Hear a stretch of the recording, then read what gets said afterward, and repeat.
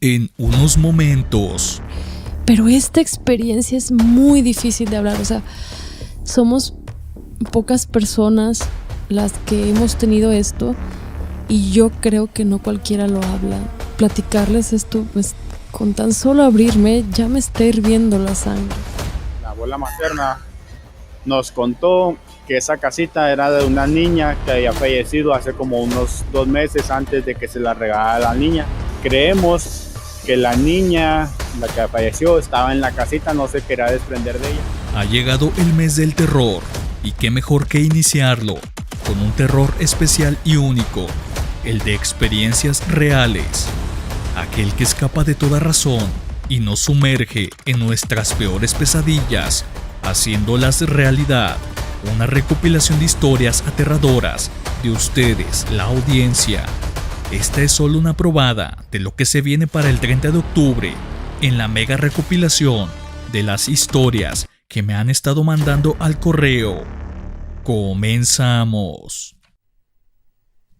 Esta historia fue enviada por H, una jalisciense, una historia que te helará la sangre, donde nos contará su experiencia aterradora con un ente o brujo que la acosaba en la noche.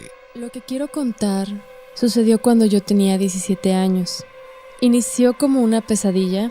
No voy a entrar en detalles porque es muy incómodo hablar sobre lo visto y lo que se me hizo en ese sueño. Siempre lo he descrito como que se me trató como una muñeca. Y la figura que se presentó lo hizo en una forma de alguien que yo aprecio. Recuerdo que su cara cambió, una expresión tétrica, sus ojos rojos, porque recuerdo que en ese momento sí supe que no era él. Creía que era un mal sueño, una pesadilla. Y cuando todo termina, yo estaba viendo el techo de mi habitación, porque en mi sueño todo ocurría dentro de mi casa, en la parte de la sala y en la parte de mi cuarto. Porque yo primero veía unas cosas en la sala y esta persona me persiguió a mi cuarto. Cuando termina el sueño, yo estoy viendo al techo y cuando despierto del sueño sigo viendo al techo. O sea, no sé en qué momento yo me desperté, pero sí pensé, había sido una horrible pesadilla. O sea, pues muy asustada de lo que yo había soñado, que pudo haber provocado para que yo soñara eso, cuando al oído me dijeron mi nombre. Y yo volteo a ver y no había nada.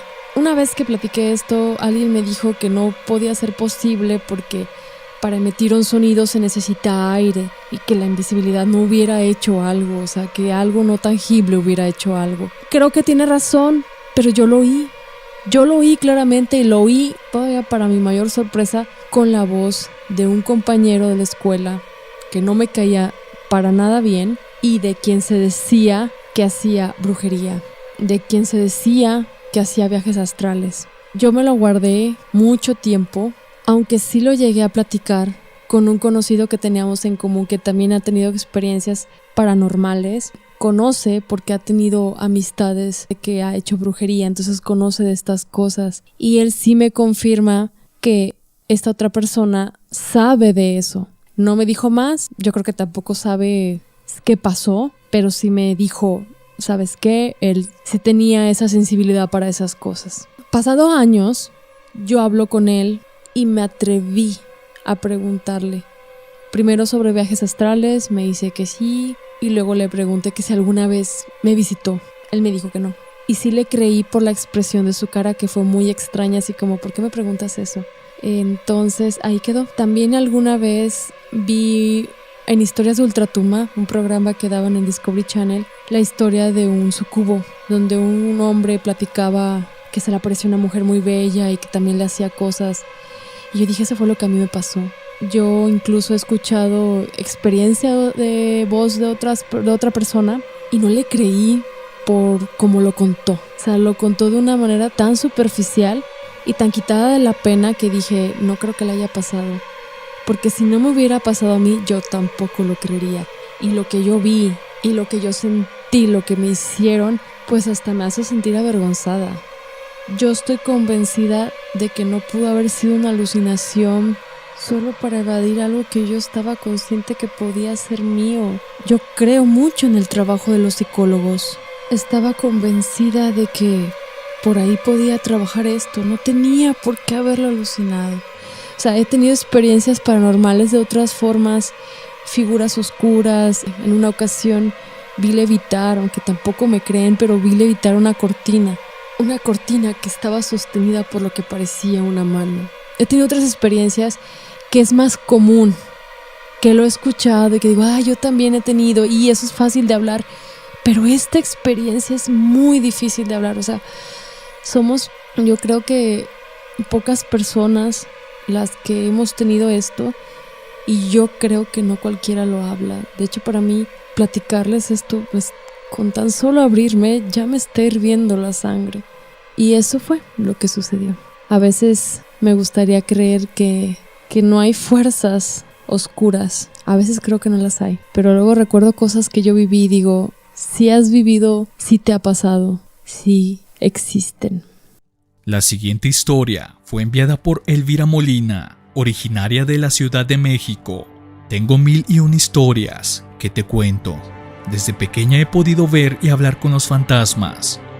Entre mis tantas historias, ha habido muchos que me han pedido ayuda, otros que me hacen compañía y están de paso, e incluso otros que me protegen. Una historia que me impactó fue la de una niña de aproximadamente 9 a 10 años. Fue en casa de mi abuela, es en el centro histórico de mi ciudad. Fue territorio indígena hace mucho tiempo, así que ya imaginarás la infinidad de cosas que veía allí. La niña era de aspecto indígena, con un vestido gris y una trenza a un lado, cabello oscuro y liso. Ella jugaba mucho sobre el pasillo del primer piso y siempre desaparecía al ingresar a la habitación del fondo. Algunas personas decían que en esa habitación asustaban, pero jamás les creyeron. Por muchos años vi a la niña. Ella jugaba y me sonreía, pero como era normal para mí, jamás indagué más allá para conocer su situación. Hasta que mi hija mayor nació. Allí conocí su don, porque ella también la veía y mencionaba que jugaban juntas en ocasiones. Sin embargo, la niña se hizo muy amiga de mi hija. Ella tenía alrededor de 3 años en ese entonces. Un día la niña me comenta, asustada, «Ya viene, el hombre malo ya viene», y desapareció. Y así fue durante algunos días, así que comencé a poner más atención a sus movimientos y palabras. Desde ese momento, el hombre malo se hizo presente, lanzaba cosas en la habitación del segundo piso, me intimidaba si me acercaba a la niña o si quería hablar con ella. La niña le tenía mucho miedo, supuse que algo malo le había hecho ese tipo. Él era un hombre adulto, mal encarado, con una energía muy negativa, de unos 30 y tantos años. Comencé a atar cabos y al parecer, la niña vivía en la habitación del fondo. Afortunadamente y coincidencialmente en esos días, estaban cambiando la tubería vieja de la casa. Así que le pedí al maestro de construcción que excavara en el piso de la habitación. Y oh sorpresa, los huesos de la niña estaban enterrados allí. El tipo la había aniquilado y la había enterrado allí, quizá hace décadas, por lo que no había alguna investigación sobre ello. Ese día la niña apareció, sonrió y jamás la volvimos a ver, igual al tipo ese. Por supuesto, le dimos cristiana sepultura y descansó. Quizá esta es una de mis experiencias más dolorosas y que me marcó. De esto ya hace 12 años atrás, aproximadamente. Constantemente me encuentro con ellos, con fantasmas en la calle, en mi casa. Mi hija ha compartido habitación con ellos, pues ella, como les mencioné, también puede verlos, hasta que deben irse o simplemente cruzar al otro lado. Historia enviada por Raúl Nava, de Monterrey. Estaba en la prepa e iba en el turno de la tarde. Mi mamá y mis hermanos tenían vida matutina. Vivíamos en una casa de Infonavit de 2 pisos. En ese tiempo la televisión reflejaba las escaleras. Una noche, ya que todos se habían ido a dormir porque era día de escuela, me quedé viendo una novela en Univisión. No recuerdo cuál era. Pasaba de medianoche y para no subir tanto el volumen, porque todos estaban durmiendo, arrimé una silla a la tele, de modo que podía ver las escaleras en la pantalla. Mi hermano siempre ha sido bien fastidioso y tiene la mala costumbre de asustar a todos. Por eso, cuando lo vi bajando por las escaleras en sigilo, dije: este cabrón me quiere asustar. Esperé a que estuviera más cerca y volteé, pero ya no estaba ahí. Me levanté rápidamente de la cama para revisar si se había percatado que lo descubrí y se había ido, pero no. Solo había un silencio sepulcral en esas escaleras, además de que la temperatura comenzó a bajar. Me invadió el miedo y regresé rápido al cuarto, cerré la puerta y me metí a la cama. Siempre en esa casa hubo cosas raras. Hubo una vez que a mi mamá le tocaron la ventana mientras lavaba los trastes. El patio era de bardas altas y no había cortinas en esa ventana. Ya era de noche y cuando esto sucedió, mi mamá alzó la mirada rápidamente, creyendo que tal vez alguno de nosotros quería molestarla o jugarle alguna broma, pero dice que solo vio una mano muy oscura que rápidamente bajó. Se le hizo extraño. Dijo: deberían estar terminando la tarea en vez de estar dando lata. Como nadie respondió, se asomó rápidamente abriendo la ventana y vio que el patio estaba completamente vacío. La puerta del mismo también estaba cerrada. Al igual que a mí en las escaleras, solo sintió un frío raro y una sensación como si alguien la estuviera observando. Mi hermana, la más chica, veía algo que según ella se llamaba Kagul. Lo describía como un niño muy pequeño que tenía el cabello feo y una sonrisa rara, pues sus dientes eran afilados. Mis padres decían que más allá de ser un amigo imaginario, tal vez podría ser un duende. A mi hermano le apagaban la luz del cuarto y del baño, y a mi otra hermana le hablaba una señora anciana. Ya no vivimos ahí, no por miedo. Se quedó mi hermano en esa casa, ocupa nada más la planta de abajo, y los vecinos comentan que las luces de arriba se prenden de noche. No hay focos en ningún cuarto ni en las escaleras. Es la casa donde pasamos nuestra infancia, la casa de los horrores, donde crecimos mis hermanos y yo. Historia enviada por Román Jesús. Una de mis experiencias más aterradoras fue ver a una mujer en el panteón. Una de mis primeras experiencias paranormales fue cuando tenía 16 años aproximadamente. Fuimos unos amigos y yo al Panteón Municipal 3, el que está por el Porvenir. En aquel tiempo la puerta siempre estaba abierta. Hoy creo ya está más resguardado. Pero bueno, entramos y empezamos a caminar por el pasillo principal. Como a la mitad escuchamos rezos o murmullos. Entonces un amigo vio a una señora hincada rezando, pero esta brillaba mucho, como si se notara su aura, y por cortesía él y yo nos acercamos para ver si ocupaba algo, porque pues ya era medianoche y estaba sola. Entonces, al momento de estarle hablando, notamos algo muy extraño que en segundos nos erizó la piel.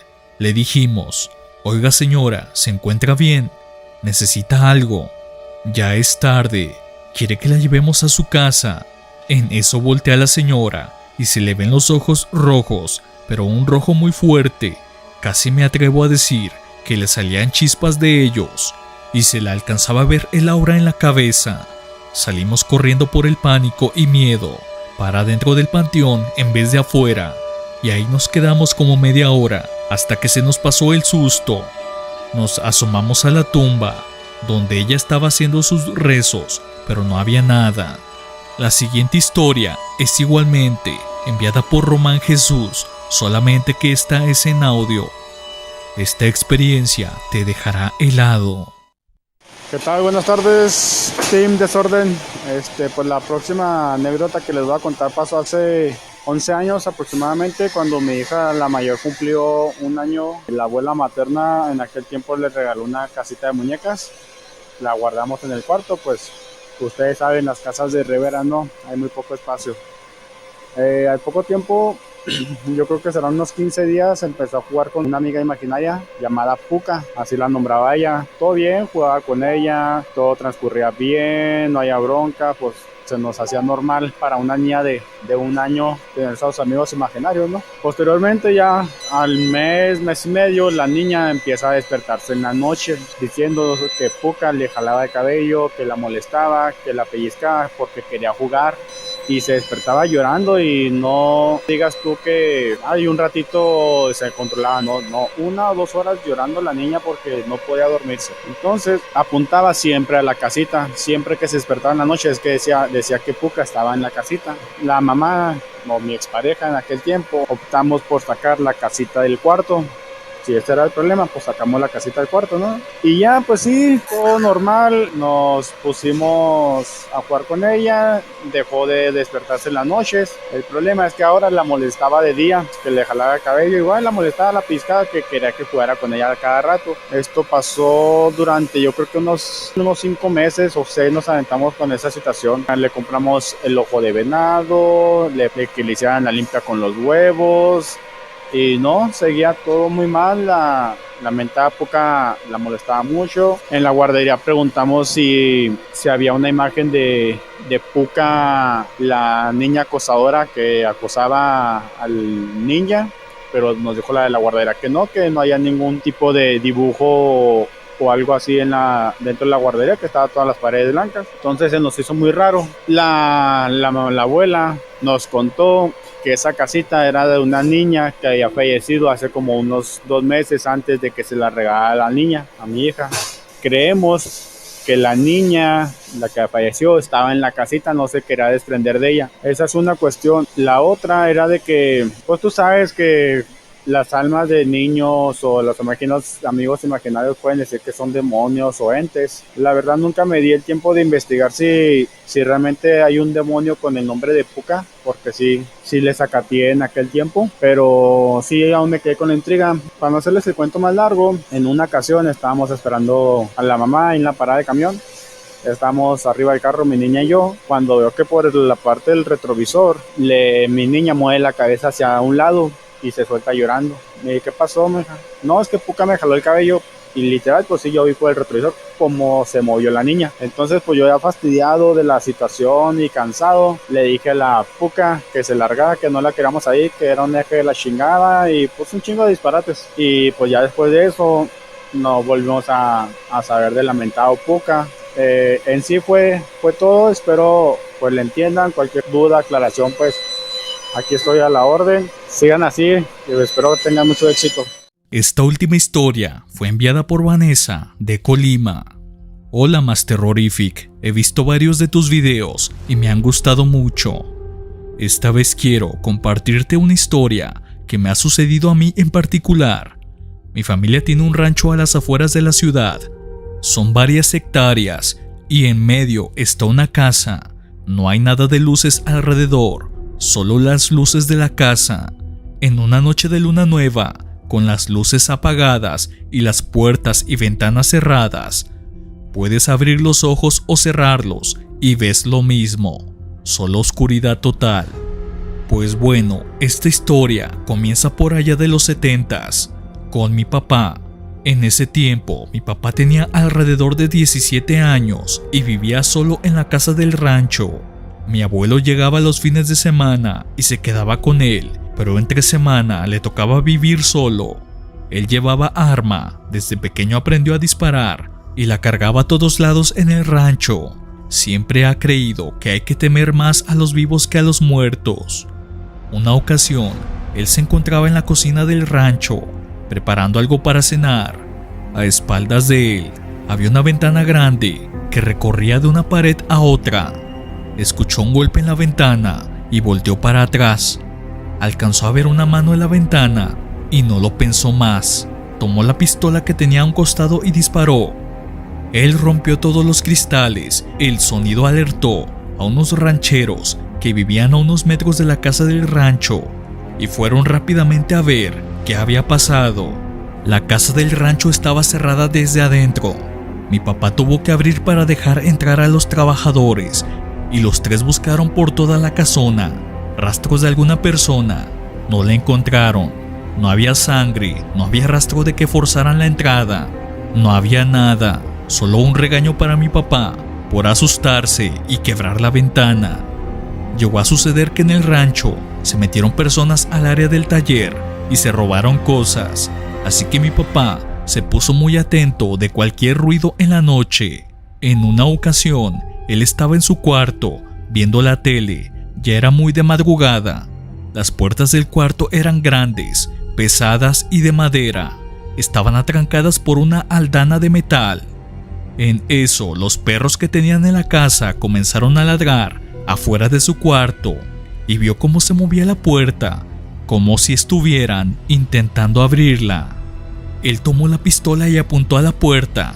Cuando los perros comenzaron a llorar, él disparó 2 veces. Las balas atravesaron la puerta de madera y dejaron de moverse. Tampoco encontraron rastros de nada ni de nadie. Yo escuché eso de mi papá desde pequeña, pero nunca hice mucho caso. Desde que tenía 8 años, me tocaba quedarme sola en la casa del rancho. Mi mamá trabajaba y mi papá estaba en la empacadora, checando todo lo que se cargaba en camiones. Tenía 2 perros grandes, un pastor alemán y un mastín napolitano. Ellos siempre estaban conmigo y me sentía segura. Una noche estaba yo en el cuarto de la tele con los 2 perros conmigo. En ese momento, ambos empezaron a llorar y nuevamente, así como contó mi papá, trataron de abrir las puertas pesadas de madera desde afuera, pero la aldana no permitían que se abrieran por completo. Eso pasaba seguido. Yo lo veía normal porque pensaba a esa edad que si también le pasaba a mi papá, entonces era normal. Nunca lograron abrir, pero sí recuerdo que los perros lloraban durante el tiempo que intentaba esa entidad o ser abrir la puerta. Hasta la fecha me han pasado más cosas que luego platicaré, pero siempre pensando igual que mi papá. Hay que temer más a los vivos que a los muertos. Trabajaba en unas albercas, Ajá. en un condominio. Sí. Entrábamos a las 5 de la mañana, muy temprano. Ajá. Y siempre me comentaban en una obra que estaba todavía en construcción. Ujú. Se había caído una persona, un obrero. Sí. Se había caído del 10º piso, que siempre lo veían sentado en una esquina, en el 10º piso y fumando un cigarro. O sea, se cayó alguna vez, se murió Sí, ahí falleció. y la gente afirma ver su espíritu ahí fumando. Un cigarro. Ah, caray. Siempre lo hacía así, siempre. Ajá. Es lo que Ajá. esa persona siempre se sentaba en su hora de comida a hacer eso. Ok.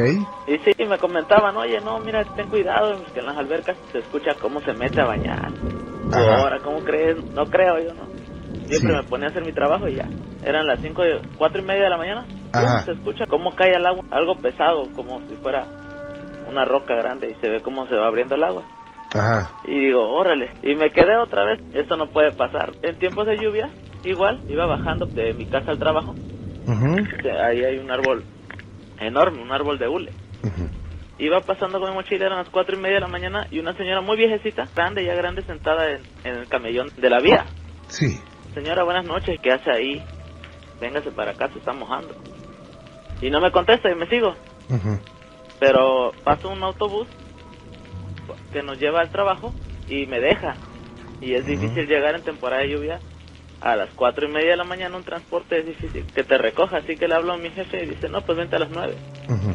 Ya cuando voy de subida la vuelvo a ver a la señora y se ríe. Tenía los dientes así como amarillos, bien Sí. feos los dientes. Ah, Y caray.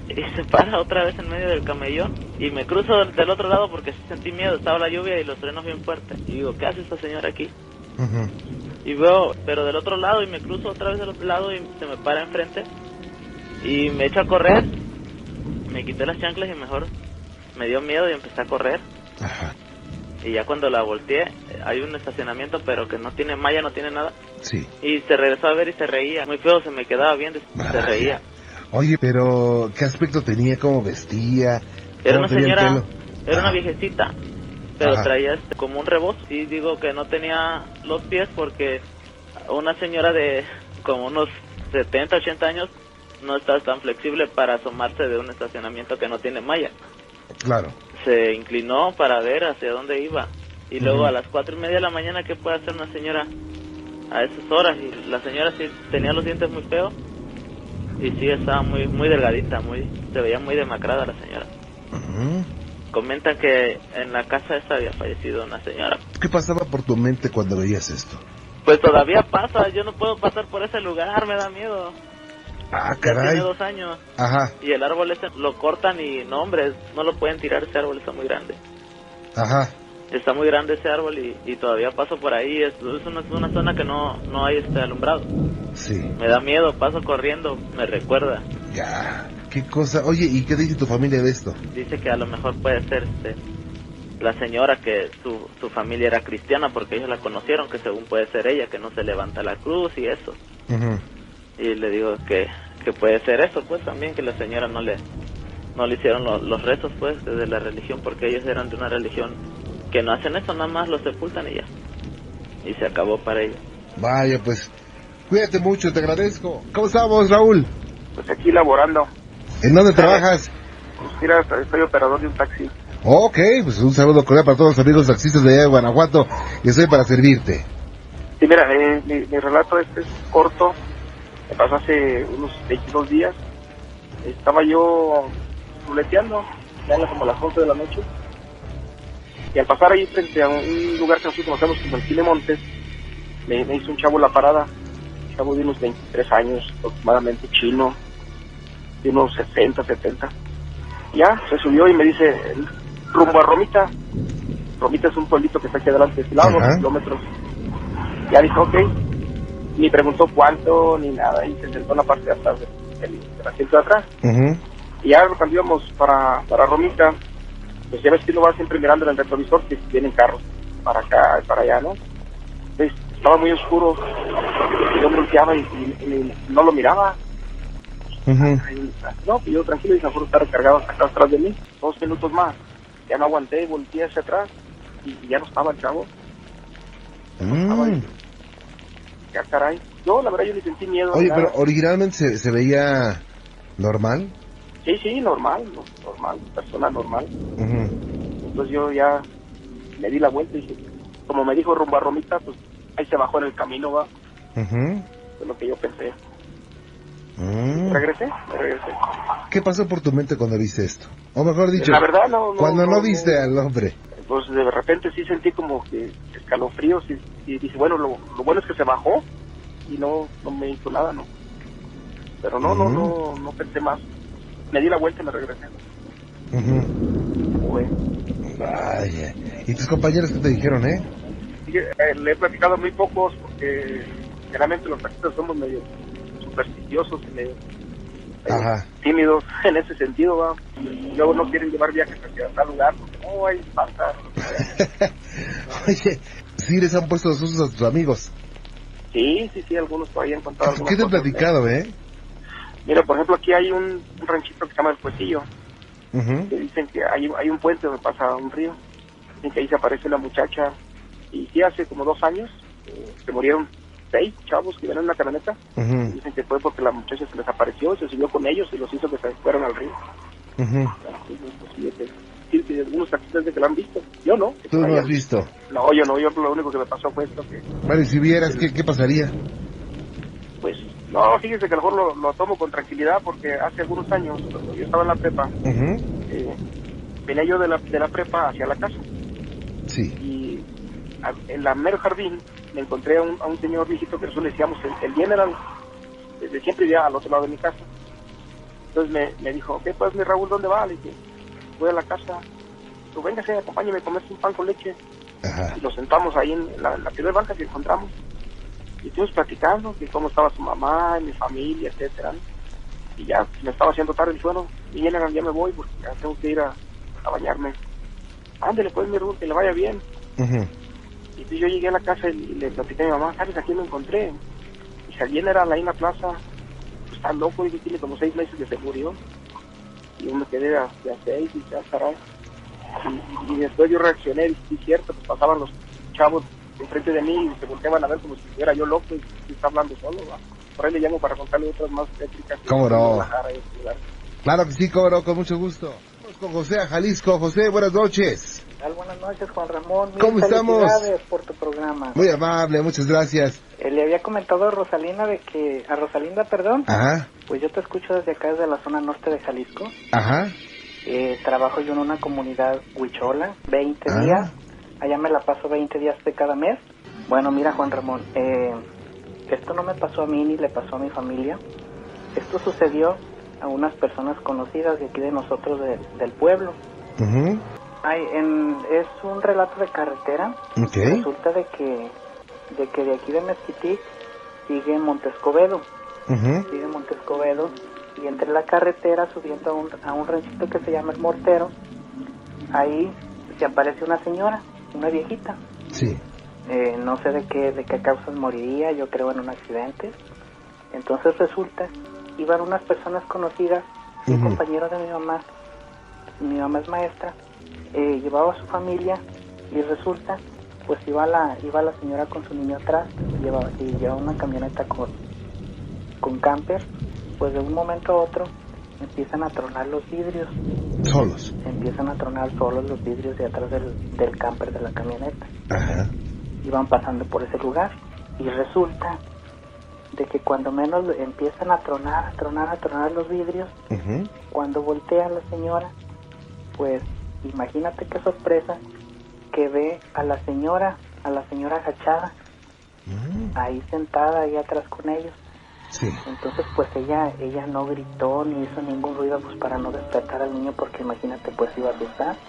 Pues así pasó y así se vinieron largo rato, ya venían para Mezquitic, ya venían al pueblo, ya venían para acá y pues así se vinieron un momento con la señora ahí adentro. Hasta que pues de repente empezaron a tronar los vidrios de vuelta, pues solo de imaginarme pues me da un escalofrío. Uh-huh. Bueno, cuando menos lo piensan pues ya no iba la señora ahí atrás con ellos, llegan al pueblo y pues ya la señora le platica a su esposo y pues imagínate cuál fue la sorpresa, pues muy asustada la señora, se quería regresar en ese momento pues para ver qué había sucedido, para no sé, para echar agua bendita o para rezar o algo, pero pues el miedo se los impidió. Claro. Pero ya te digo, eso ha pasado y le ha pasado a muchísimas personas más por acá. A otras personas muy conocidas de nosotros también les sucedió. Eran unos estudiantes que iban, hay un centro universitario en Colotlán. Sí. Iban los dos compañeros, entonces la muchacha voltea con su compañero y ¿cuál es su sorpresa? Que cuando voltea con él, no ve al compañero, sino que iba la señora, como que se empalmó o como que quedó en el lugar del chofer. Uh-huh. Entonces el chofer lo que comenta es de que en ese momento nada más empezó a sentir un frío tremendo, un escalofrío y no se podía, pues no podía saber de sí en ese momento, pero pues iba manejando. No podía controlarlo. No podía controlarlo, imagínate algún accidente o algo. Ajá. Está muy tremendo todo eso. Y aquí, aquí en mi casa suceden muchísimas cosas, en mi casa que es tu casa, Juan Ramón. Gracias. Suceden muchísimas cosas más también. Le platicaba a Rosalinda, en una ocasión yo estando poniendo música, está el estéreo y a un lado está un baño abajo de las escaleras, que yo estaba poniendo música y volteo de reojo y cuál es mi sorpresa, que veo una sombra, una sombra pequeña que se asoma a la puerta. Uh-huh. Entonces yo en ese momento no me cayó el 20 ahora sí, y ya me quedé pensando hasta que dije, no, pues esto no es normal.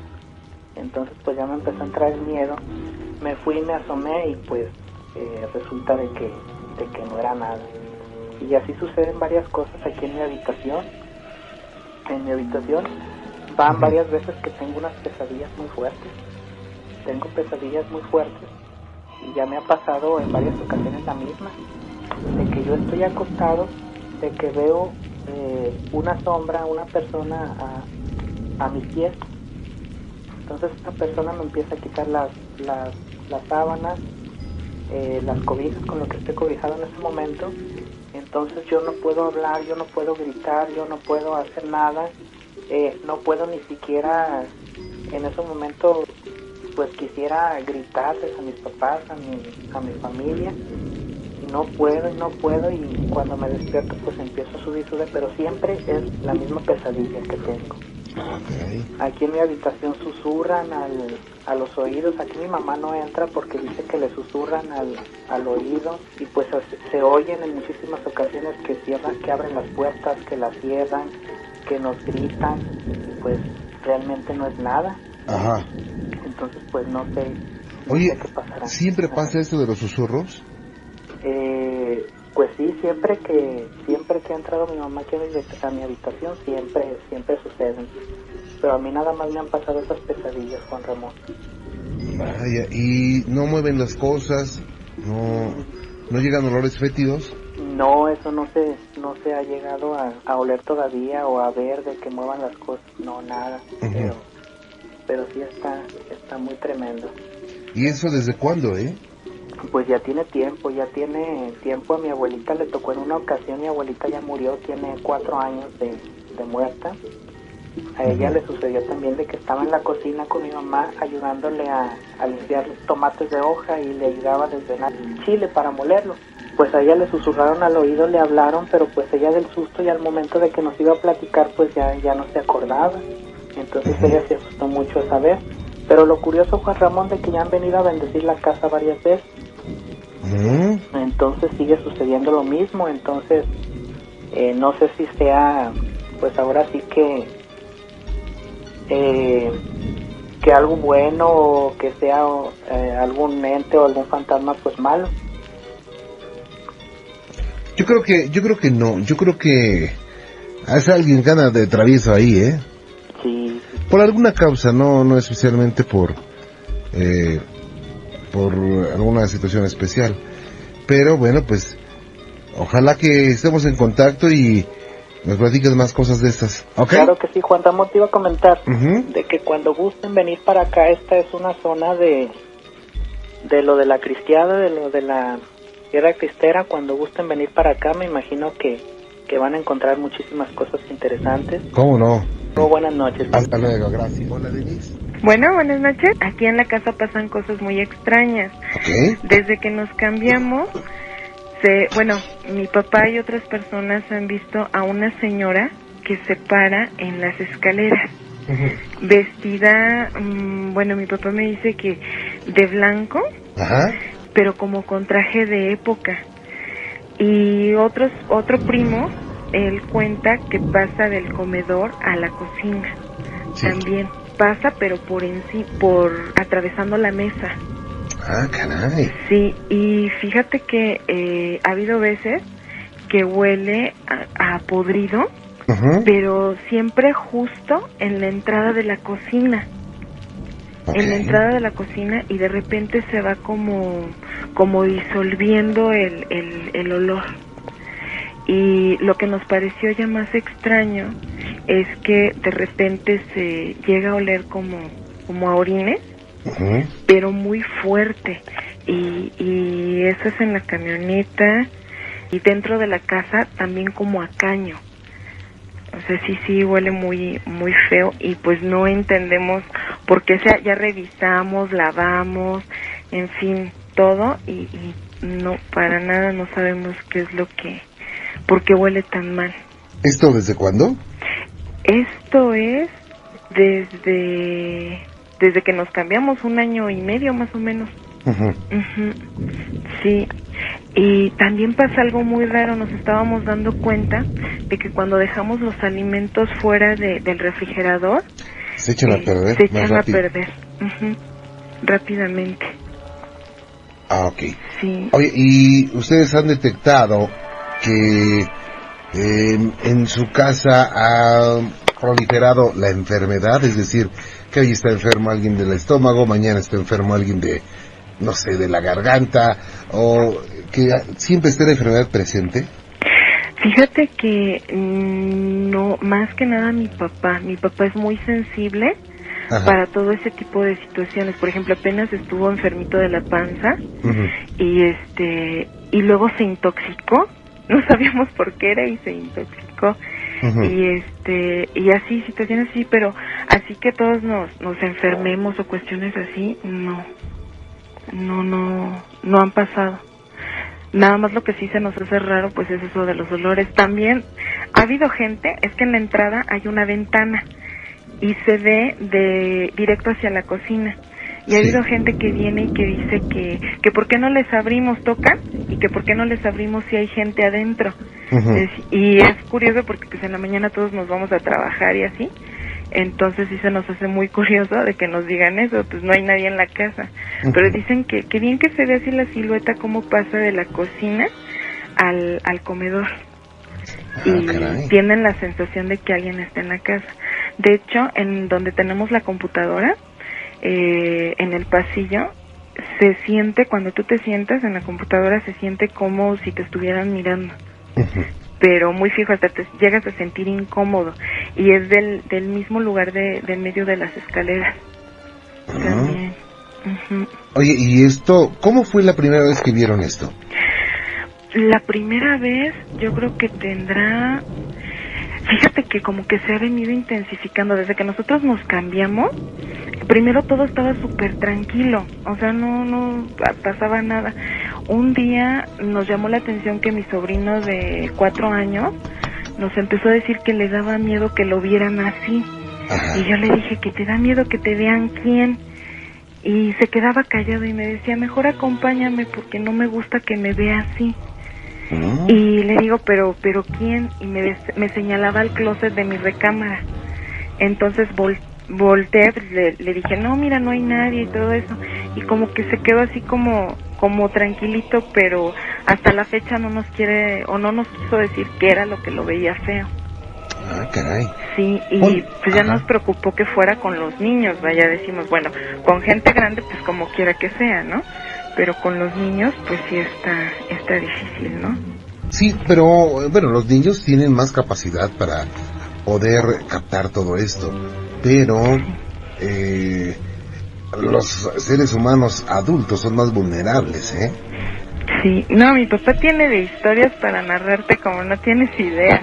A él le han pasado de cosas muchísimas, y él es el que más siente. Por ejemplo, apenas también, no tiene mucho, estábamos aquí en el descanso de las escaleras platicando, ya nos íbamos a dormir, y se sintió como si dieran un golpe en el suelo, pero así al grado de que se vio como si se levantara polvito. Y nos quedamos así súper sacadísimos de onda, pues ¿qué fue? Y fue mero donde estaba parado mi papá. Y bueno, nadie amanece algunas veces con situaciones de moretones o rasguños que no sepa cómo se hizo. No, eso sí no ha pasado hasta el momento. Bueno, mi papá apenas me cuenta, también creo que fue la semana pasada, que estaba que estaba dormido y vio al momento en que se despertó, vio como la silueta de una mujer, pero encima de él vestida de blanco. Y cuando él abrió los ojos, que la vio, como que se fue para arriba la señora. O sea, como que estaba levitando encima de él. ¿Cómo es esta persona que se manifiesta de blanco? Es una mujer, yo creo que ha de tener, como ¿cuántos años, papá? Como unos 40 más o menos, entre 30 y 40, de cabello largo, negro, mide como unos 60 metros y viste entre blanco y gris, dice mi papá. Y bueno, mi papá ha visto que se para en las escaleras y que a veces pasa del comedor para la cocina, pero atraviesa por la mesa del comedor. O sea, la traspasa. Qué impresión, ¿no? Sí, y se pierde en un rinconcito que hay de la cocina. Ahí desaparece. Lo curioso es que todas las personas que la han visto, porque son varias, que la han visto, narran lo mismo. Hasta nos quedamos sacados de onda, pero sí se siente que nos está mirando. Por ejemplo, que estamos en la sala y se siente como si alguien también nos estuviera viendo. El video que les voy a mostrar fue subido hace unos días por un usuario anónimo que dice haber grabado estas imágenes con su celular mientras paseaba por las orillas del río Éufrates, en Irak. El río Éufrates es uno de los ríos más antiguos y emblemáticos del mundo, considerado como la cuna de la civilización humana. Según la Biblia, este río nace del jardín del Edén y es uno de los límites de la tierra prometida a Abraham y sus descendientes. Pero también tiene un lado oscuro y profético, ya que según el libro de Apocalipsis, este río se secará para preparar el camino a los reyes del Oriente que se enfrentarán en la batalla final del Armagedón.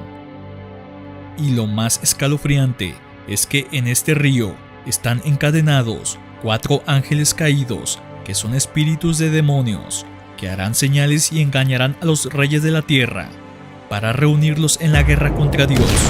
Estos ángeles caídos fueron castigados por Dios por rebelarse contra Él y corromper a la humanidad antes del diluvio. Según el libro de Enoc, estos ángeles enseñaron a los hombres secretos prohibidos como la magia, la astrología, las armas y las artes. También se unieron con las hijas de los hombres y engendraron gigantes llamados Nefilim, que llenaron la tierra de violencia y maldad. Estos ángeles fueron encadenados por Dios en el abismo, el lugar de tinieblas y tormento, hasta el día del juicio final. Pero lo más sorprendente es que esta profecía parece estar cumpliéndose ante nuestros ojos.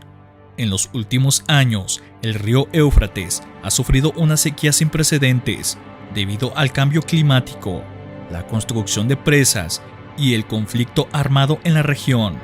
El nivel del agua ha bajado tanto que se han descubierto antiguas ruinas y tesoros ocultos bajo el lecho del río.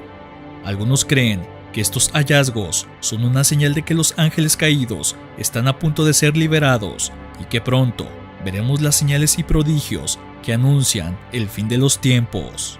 Y ahora veamos el video que ha causado tanto revuelo. En él se pueden ver en el río Éufrates con muy poca agua y se escuchan unos sonidos espeluznantes, como cadenas arrastrándose y lamentos desgarradores. Algunos dicen que son los gritos de los ángeles caídos que están tratando de escapar de sus cadenas. Otros dicen que son los ecos de las almas de los muertos en las guerras y masacres que han ocurrido en esta zona. Y otros escépticos al tema, que son simples efectos de sonido añadidos al video para crear esta ilusión. Juzguen ustedes mismos.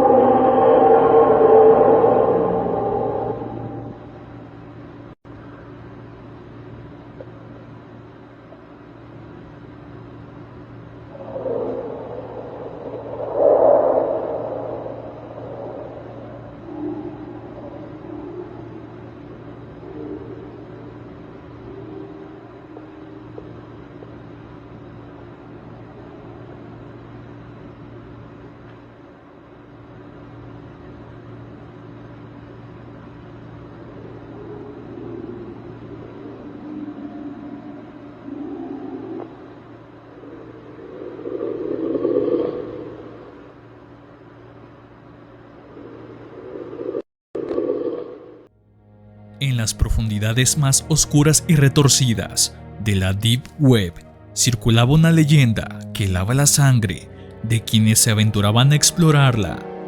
Esta leyenda hablaba de un ser conocido como The Doll Maker, el hacedor de muñecas, una figura misteriosa que habría desafiado los límites de la moral y la cordura.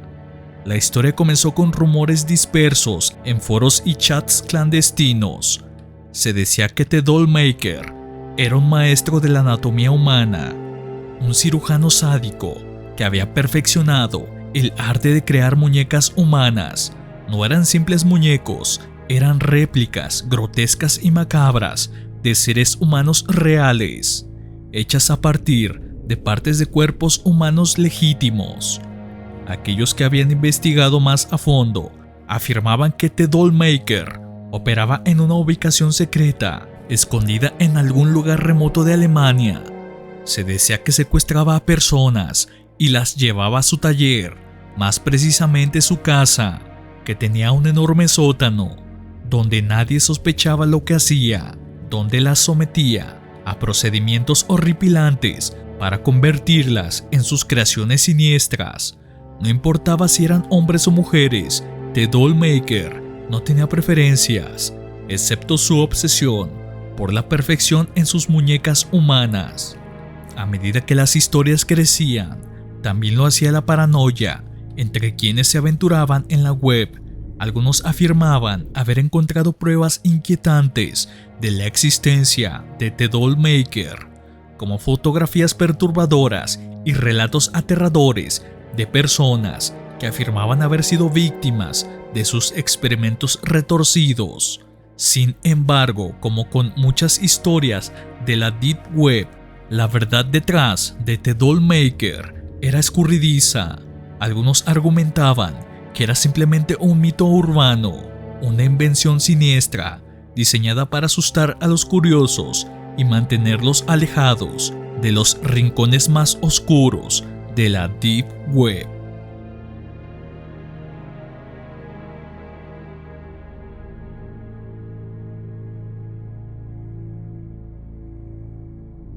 En los rincones más oscuros de la web profunda se rumorea la existencia de un mercado clandestino conocido solo como la subasta de las cajas negras.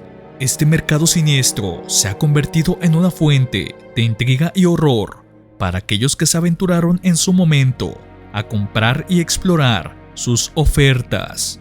La historia de las cajas negras comenzó allá por el año del 2006, cuando se descubrieron anuncios crípticos en foros secretos de la Deep Web. Estos anunciantes prometían enviar cajas misteriosas a compradores dispuestos a pagar sumas considerables por el contenido desconocido. Aunque las cajas se anunciaban como cajas negras, su contenido variaba ampliamente, desde objetos antiguos y artefactos históricos hasta objetos inquietantes y perturbadores.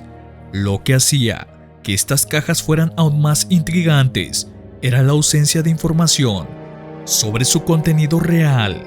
Los compradores sabían que estaban adquiriendo un misterio o tal vez algo más macabro, y esta curiosidad por lo desconocido los impulsaba a arriesgarse. La mayoría de las veces, las transacciones se realizaban en Bitcoin u otras criptomonedas, lo que garantizaba el anonimato tanto para compradores como para vendedores. Algunos compradores afortunados afirmaban recibir cajas que contenían objetos valiosos o raros, libros prohibidos, libros de invocaciones a demonios reales, pero para otros la experiencia era mucho más siniestra. Se hablaba de cajas que liberaban olores repugnantes o emitían sonidos extraños en el momento de su apertura.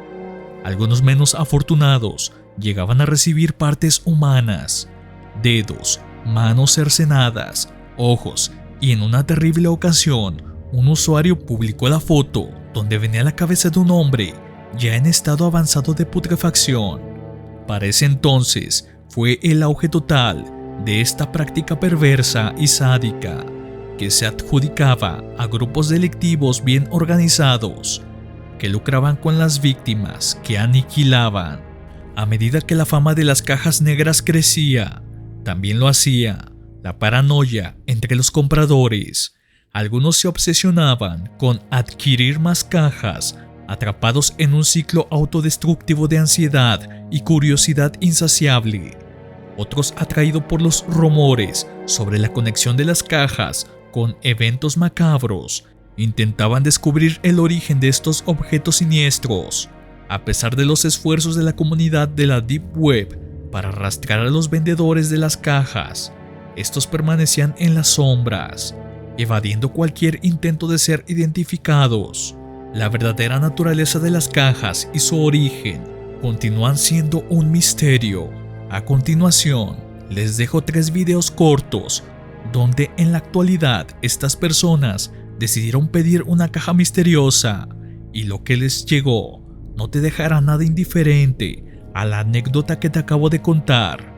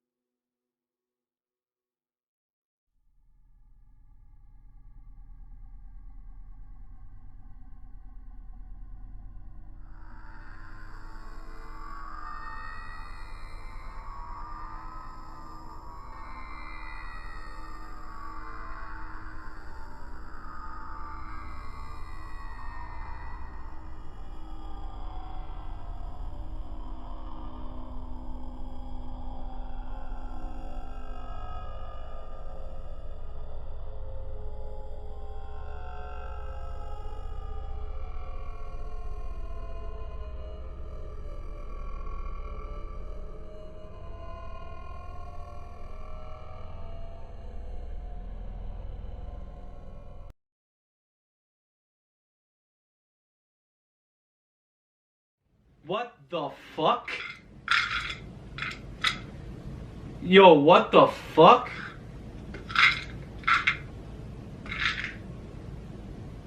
Dog. Dog, what the fuck is this? Yo, what the fuck? Yo, there's no way I'm not showing you guys this up close and personal. I shit you not. What is that? Where's my knife? Tell me what that is. Are those not teeth? Bro, that's a full mouth of teeth with like blood or something on it, bro. Like, this is fresh, dog. Don't teeth like rot, bro? Like,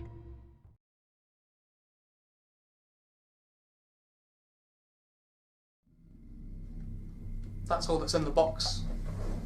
Just this little bag. Looks empty.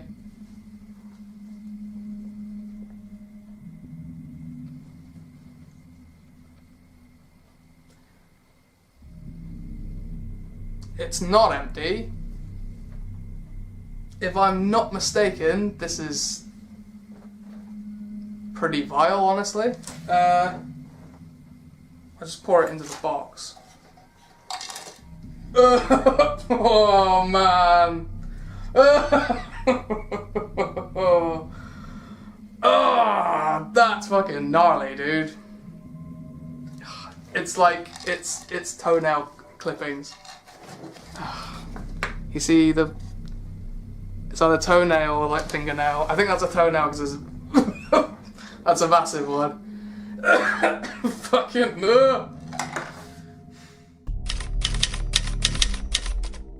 Comenzamos fuerte, uno de los casos que en 2018 indignó y aterró a los vecinos de la aldea de la Isla del Norte, ubicada en San Miguel, Guatemala. Miss Pac-Man es el apodo que se le dio a Alejandra Ikochuk, una joven guatemalteca de 19 años que fue aniquilada por su pareja Mario Tur. El motivo del ataque fue un supuesto engaño de Alejandra, que había salido a visitar a una hermana y fue vista bajando de un camión por Mario, que la acusó de infidelidad y la atacó brutalmente en su casa. Inmediata y cobardemente, este sujeto, al perpetuar este acto, se dio a la fuga. Los vecinos escucharon los gritos de Alejandra y entraron a la vivienda, donde la encontraron agonizando, con el rostro dividido a la mitad y las manos cercenadas. Algunos de ellos grabaron videos de la escena, que luego se filtraron en internet y se hicieron virales bajo el nombre que ya hemos mencionado al inicio, Miss Pac-Man. La persona que grabó este crudo hecho estaba llorando al escuchar los gritos y gemidos de Alejandra. Al entrar a la casa y verla en la cama, llena de su líquido vital por todas partes, la mujer estaba ya sin sus manos y solo gemía agonizando. Su mirada estaba completamente perdida. Mientras lanzaba estos gemidos, se veía como su rostro se abría y cerraba por la mitad, mientras chorros de su líquido vital salían, dejando la cama en un charco. Es tan gráfico y crudo dicho material que algunas personas que se atrevieron a ver el material completo quedaron tan afectadas y perturbadas que tuvieron que recurrir, algunas de ellas, a terapia, pues mencionan que en las noches podían ver en sus sueños o al cerrar los ojos las imágenes de agonía de esta pobre mujer. A continuación, te dejaré el audio original de dicho suceso macabro y aberrante. Te vuelvo a confirmar que aunque no mostraré el video por obvias razones, los sonidos pueden herir tu sensibilidad. Corre bajo tu propio riesgo escucharlo. Mira la mano, aquí está tirada, mira.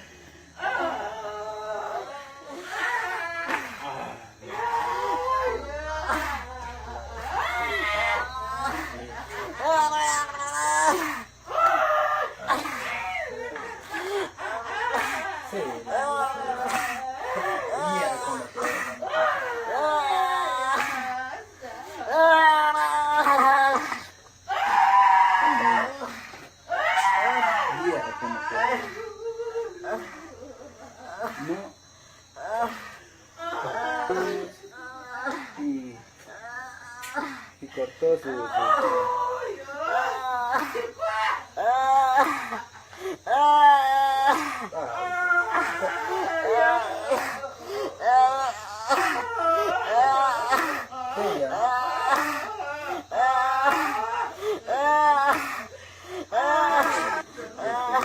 Puta, sacó por Dios, por la gran puta, por ay, Dios mío. Puta, está más rash, madre. Ay, Dios, si la que el solo, si la que el digo. La, ila que es fatal, pues choca, tipo. Y mira, tipo. Afortunadamente, en este caso, las autoridades actuaron a tiempo y a los 4 días, Mario fue capturado cuando intentaba escapar a la Ciudad de México. Fue condenado por feminicidio a una pena de 25 años en prisión.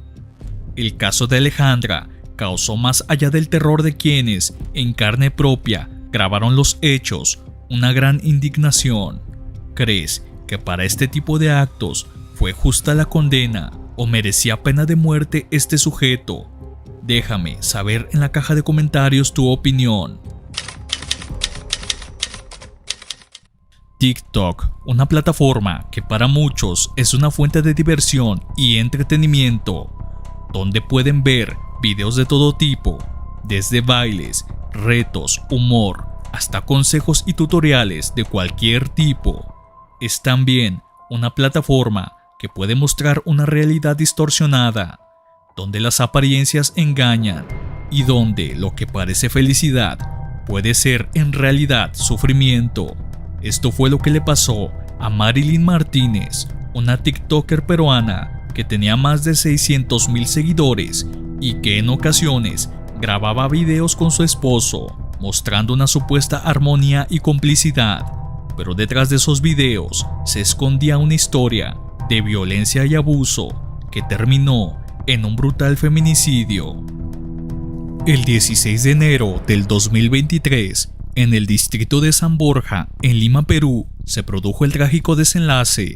Alexander, en un ataque de ira, acusó a Marilyn de serle infiel y la apuñaló 30 veces con un cuchillo de cocina en presencia de su hijo de apenas 8 años de edad, que quedó en estado de shock. Los vecinos escucharon los gritos de auxilio de Marilyn y llamaron a la policía, que llegó al lugar y encontró el cuerpo sin vida de la mujer y al agresor, que confesó el crimen.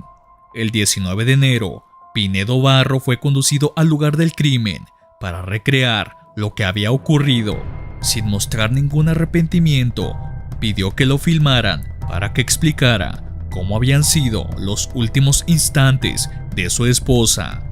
En su rostro no existía ni una pizca de remordimiento al relatar los hechos. El niño se encuentra bajo el cuidado de su abuela actualmente, que lo ayuda a superar con apoyo de un psicólogo este terrible episodio. Las autoridades fiscales tienen 9 meses para recoger todas las evidencias que puedan presentarse contra el autor del crimen. Aquí te muestro el video donde confiesa su crimen aterrador, y la cereza sobre el pastel es que termina diciendo que pensó por un momento en quitarse la vida, pero como es muy cobarde, no lo hizo. Yo cuando la maté, yo vi su hueso de ella, subí su hueso, vi toda la sangre que salía. Entonces yo dije, acá me toca a mí, me tan cobarde, que no me puedo suicidar. Por ahí es lo que me espera. Podríamos terminar con varios casos recientes y lamentables de feminicidios que son ya el pan de cada día en nuestro país, pero si hay algo que más que causar coraje e indignación, causa una sensación vomitiva en toda la extensión de la palabra, es cuando un supuesto padre, aquel que debería dar la vida por sus hijos, protegerlos, amarlos y criarlos, es la encarnación demoníaca que termina con la vida de ellos mismos. Este caso ha sido uno de los más recientes y sádicos en Guadalajara, Jalisco, más precisamente en El Salto. Y a pesar que la persona, como lo hemos leído, es el padrastro, no da ningún tipo de crédito para que estos actos sucedan más, actos que nos dejan pensando a dónde estamos llegando, no solo como sociedad, sino como seres humanos. El pasado 1 de septiembre de este año 2023, la Fiscalía de Jalisco inició un operativo por una alerta Amber para intentar dar con el paradero de una pequeñita de apenas 3 años de edad que desapareció el 27 de agosto del mismo año. Todo empezó a torcerse cuando la madre de la niña apareció en un estado afectado emocional y mentalmente en el centro de Guadalajara, pues se dice que ésta padece de esquizofrenia. Solo mencionaba entre lágrimas y aparente confusión que le habían quitado a su hija, pero que no sabía quién ni dónde. Todo esto podría parecer tener cierto sentido, puesto que la madre, al tener este tipo de enfermedad, no recordaría dónde dejó a su hija y tal vez, por el mismo delirio, podría estar tan confundida que sin saberlo, algún familiar estaría cuidando de la pequeña. Pero después de una exhaustiva investigación, la fiscalía hizo un cateo en la casa de esta mujer donde vivía su pareja para encontrar la aterradora escena donde la pequeñita estaba ya fallecida dentro de una cubeta. Dejo un pequeño fragmento de la noticia. Si quieres ver el video completo en la descripción, dejaré el link a el hilo de Twitter. Pequeñita se localizó al interior de una cubeta dentro de una vivienda en el fraccionamiento Cima Serena. Ella había sido reportada como desaparecida a finales del mes de agosto, Becky, y bueno, pues desafortunadamente se trató primero de una extorsión y luego se localiza sin vida esta pequeñita.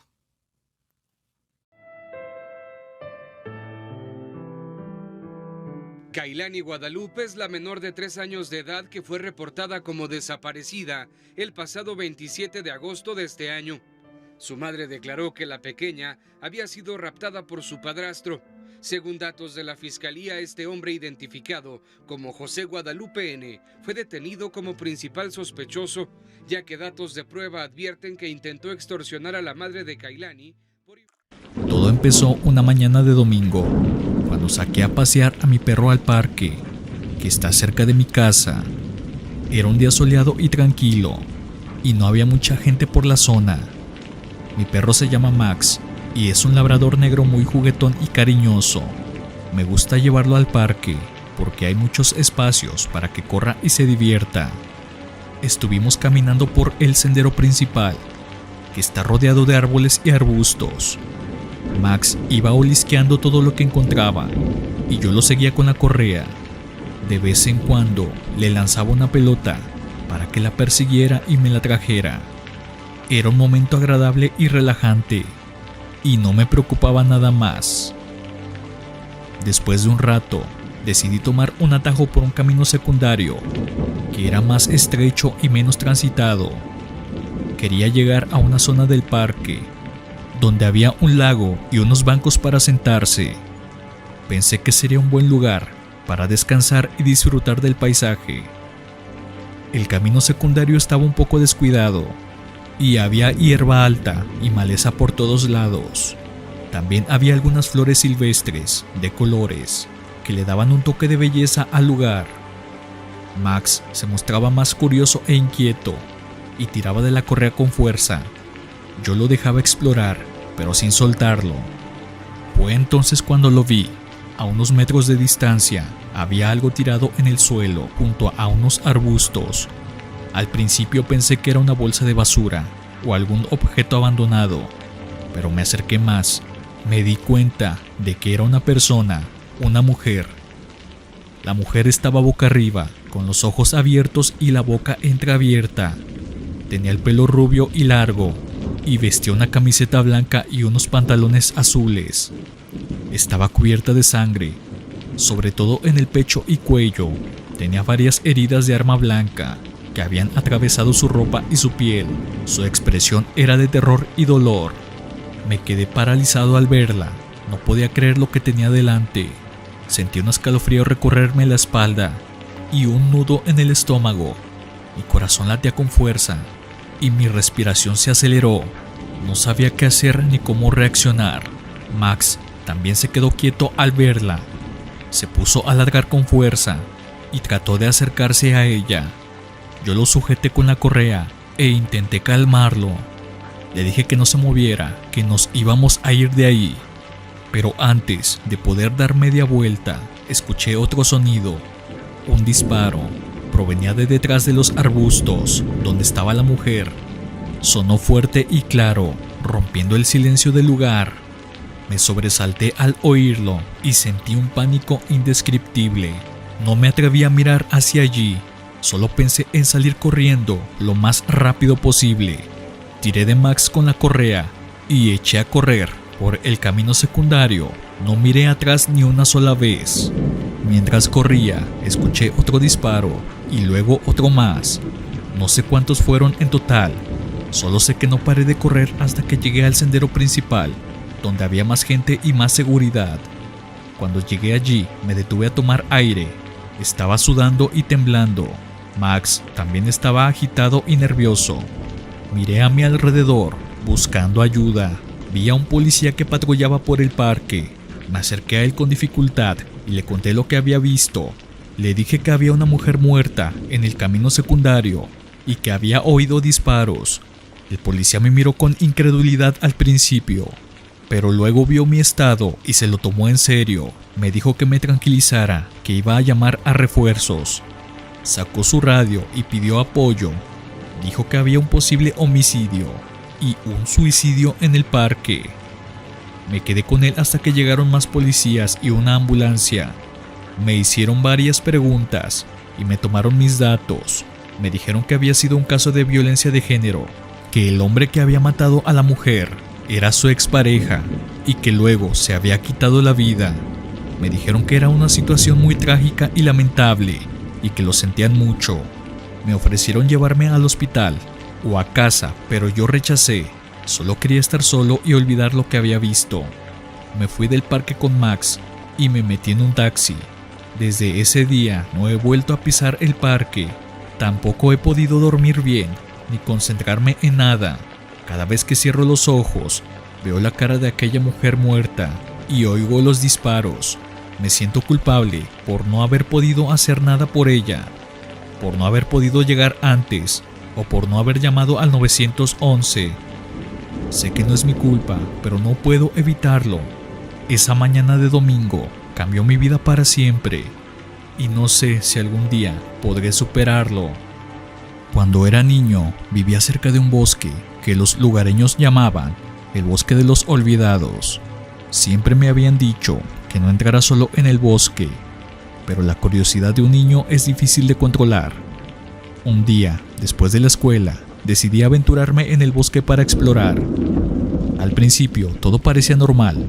Los pájaros cantaban, el viento soplaba suavemente entre los árboles y el sol brillaba a través de las hojas. Sin embargo, a medida que me adentraba más en el bosque, el ambiente comenzó a cambiar. El aire se volvía más frío, los pájaros dejaron de cantar y una densa niebla comenzó a formarse. De repente escuché un crujido detrás de mí. Me giré rápidamente, pero no había nada más allí. Continué caminando, tratando de convencerme a mí mismo de que solo era mi imaginación. Sin embargo, no pude evitar sentir que alguien o algo me estaba observando. A medida que avanzaba, encontré un claro en el bosque, donde había un árbol caído. Decidí sentarme y descansar un rato. Mientras estaba sentado, escuché un susurro suave que parecía provenir del árbol caído. Me acerqué para investigar y escuché claramente una voz que decía: «Ayúdame». Miré alrededor, pero no había nadie a la vista. La voz continuó susurrando, cada vez más desesperada. No sabía qué hacer, así que decidí seguir la voz. Me llevó más adentro del bosque, hasta que llegué a una pequeña cabaña abandonada. La cabaña parecía haber estado allí por años y estaba en mal estado. La voz me guió hasta la puerta y luego se detuvo. Con el corazón latiendo con fuerza, abrí la puerta y entré. Dentro de la cabaña encontré un viejo diario en una mesa cubierta de polvo. Lo abrí y comencé a leer. El diario pertenecía a una mujer que había vivido en la cabaña hace muchos años. Contaba la historia de cómo había sido asesinada por dos hombres que pensaban que por estar sola en esa cabaña tenía una gran fortuna o algo por el estilo, que valiera la pena ser escondido en el bosque. Mientras leía, sentí una presencia detrás de mí. Me giré lentamente y vi una figura oscura parada en la esquina de la habitación. La figura comenzó a moverse hacia mí y salí corriendo de la cabaña. Corrí todo el camino hasta mi casa, sin mirar atrás. Sentía que esa presencia venía atrás de mí. Para mi mala suerte, la noche estaba cayendo como manto sobre el bosque. El sonido de los animales nocturnos se hacía paulatinamente más fuerte, lo que aceleraba más mi corazón. Cuando por fin pude llegar al pueblo, con el poco aliento que me quedaba, le conté a mis padres la experiencia. Me regañaron, pues sabía de antemano que no debía salir solo en el bosque. Pasaron los días y las pesadillas me inundaban. Sentía como si esa anciana estuviera persiguiéndome en mis sueños. Me levantaba a medianoche y podía ver como si en la ventana se asomara su cabeza, su cabello alborotado y sus ojos oscuros me observaban. Quizá era ella o los desvaríos por no superar aquella presencia que me persiguió en el bosque. Puedo terminar esta historia diciendo que a pesar de los años que han pasado desde aquel encuentro, nunca más volví al bosque a solas. Sin duda, nunca podré olvidar a aquella anciana. Siempre he creído en Dios y en el bien y el mal. Desde pequeño sentí una vocación religiosa y quise dedicar mi vida a servir a la iglesia y a ayudar a los demás. Por eso, cuando terminé el seminario, me ordené sacerdote y me asignaron a una parroquia en una ciudad mediana. Durante los primeros años de mi ministerio, me dediqué a celebrar misas, confesar y bautizar, y dar la extrema unción. También me involucré en varias obras sociales y caritativas, y traté de estar cerca de los fieles y de sus necesidades. Me sentía feliz y realizado con mi trabajo, y creía que estaba haciendo lo correcto, pero todo cambió cuando me llamaron para ser exorcista. No sé cómo ni por qué me eligieron para ese cargo. Supongo que vieron en mí alguna cualidad o aptitud especial, o quizás fue una simple casualidad. El caso es que un día recibí una llamada del obispo, que me citó a su despacho. Allí me dijo que había una escasez de exorcistas en la diócesis, y que necesitaba que yo me formara para ser uno de ellos. Me quedé sorprendido y confundido al oír eso. No sabía qué decir ni qué pensar. Nunca había presenciado ni participado en un exorcismo, ni tampoco tenía mucha información al respecto. Solo sabía que era un ritual muy antiguo y delicado que se usaba para expulsar a los demonios que poseían a las personas. El obispo me explicó que el exorcismo era una práctica muy seria y peligrosa, que requería de mucha preparación y oración. Me dijo que no era algo que se hiciera a la ligera, sino solo en casos extremos y con autorización eclesiástica. Me dijo que había un aumento de las solicitudes de exorcismo en los últimos tiempos, y que había muchos casos falsos o dudosos, pero también algunos reales y graves. Me preguntó si estaba dispuesto a aceptar el cargo y a formarme como un exorcista experimentado. Me dijo que era una decisión muy importante y que podía negarme si no me sentía capaz o seguro. Yo no supe qué responder. Por un lado, sentía miedo e inseguridad ante lo desconocido. Por otro lado, sentía curiosidad e interés por conocer ese aspecto de mi fe, y sobre todo, sentía un deber de obediencia y de servicio hacia la iglesia y hacia Dios. Así que acepté. El obispo me presentó al padre Mateo, un sacerdote anciano y sabio, que llevaba más de 30 años siendo exorcista. Era un hombre serio y reservado, pero también amable y comprensivo. Me acogió con cordialidad y se ofreció a enseñarme todo lo que sabía sobre el exorcismo. Durante varios meses me formé con él.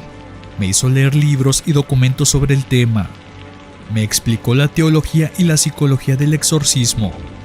Me mostró los rituales y las oraciones que se usaban. Me enseñó los signos y los síntomas de la posesión demoníaca. Me advirtió de los riesgos y las precauciones que había que tomar en dicho exorcismo. También me llevó con él a algunos exorcismos reales. Fue ahí donde vi cosas que nunca olvidaré. Vi personas sufrir ataques físicos y mentales inexplicables. Vi personas hablar idiomas desconocidos o revelar secretos ocultos. Vi personas mostrar fuerza sobrehumana o resistencia al dolor. Vi personas vomitar objetos extraños o sangre. Vi personas blasfemar contra Dios o insultar al exorcista. Vi personas cambiar de voz o de aspecto. Vi al demonio manifestarse en toda su maldad. Y también vi al padre Mateo luchar contra él con toda su fe. El padre Mateo era un exorcista muy hábil y valiente. Sabía cómo enfrentarse al demonio, cómo interrogarlo, cómo someterlo, cómo expulsarlo. No se dejaba engañar ni intimidar por sus mentiras, ni por sus amenazas. Usaba la autoridad de Cristo y el poder de la cruz para liberar a las personas poseídas. Yo lo admiraba y lo respetaba mucho. Él era mi maestro y mi guía. Me ayudaba y me protegía en cada exorcismo. Me decía qué hacer y qué decir. Me animaba y me corregía. Me enseñaba con paciencia y con rigor. Gracias a él, aprendí a ser exorcista. Y gracias a él, sobreviví a mi peor experiencia. Fue hace unos años cuando me llamaron para este caso urgente. Era una niña de 12 años que se llamaba Lucía. Su madre me contó que había empezado a comportarse de forma extraña desde hacía unas semanas. Decía que tenía pesadillas, que oía voces, que veía cosas que no estaban ahí. Decía que se sentía mal, que le dolía el cuerpo, que no quería comer ni beber. Decía que odiaba a Dios, que quería morir que había hecho un pacto con el diablo. Su madre estaba muy asustada y preocupada. Había llevado a su hija al médico, al psicólogo, al psiquiatra, pero nadie había podido ayudarla.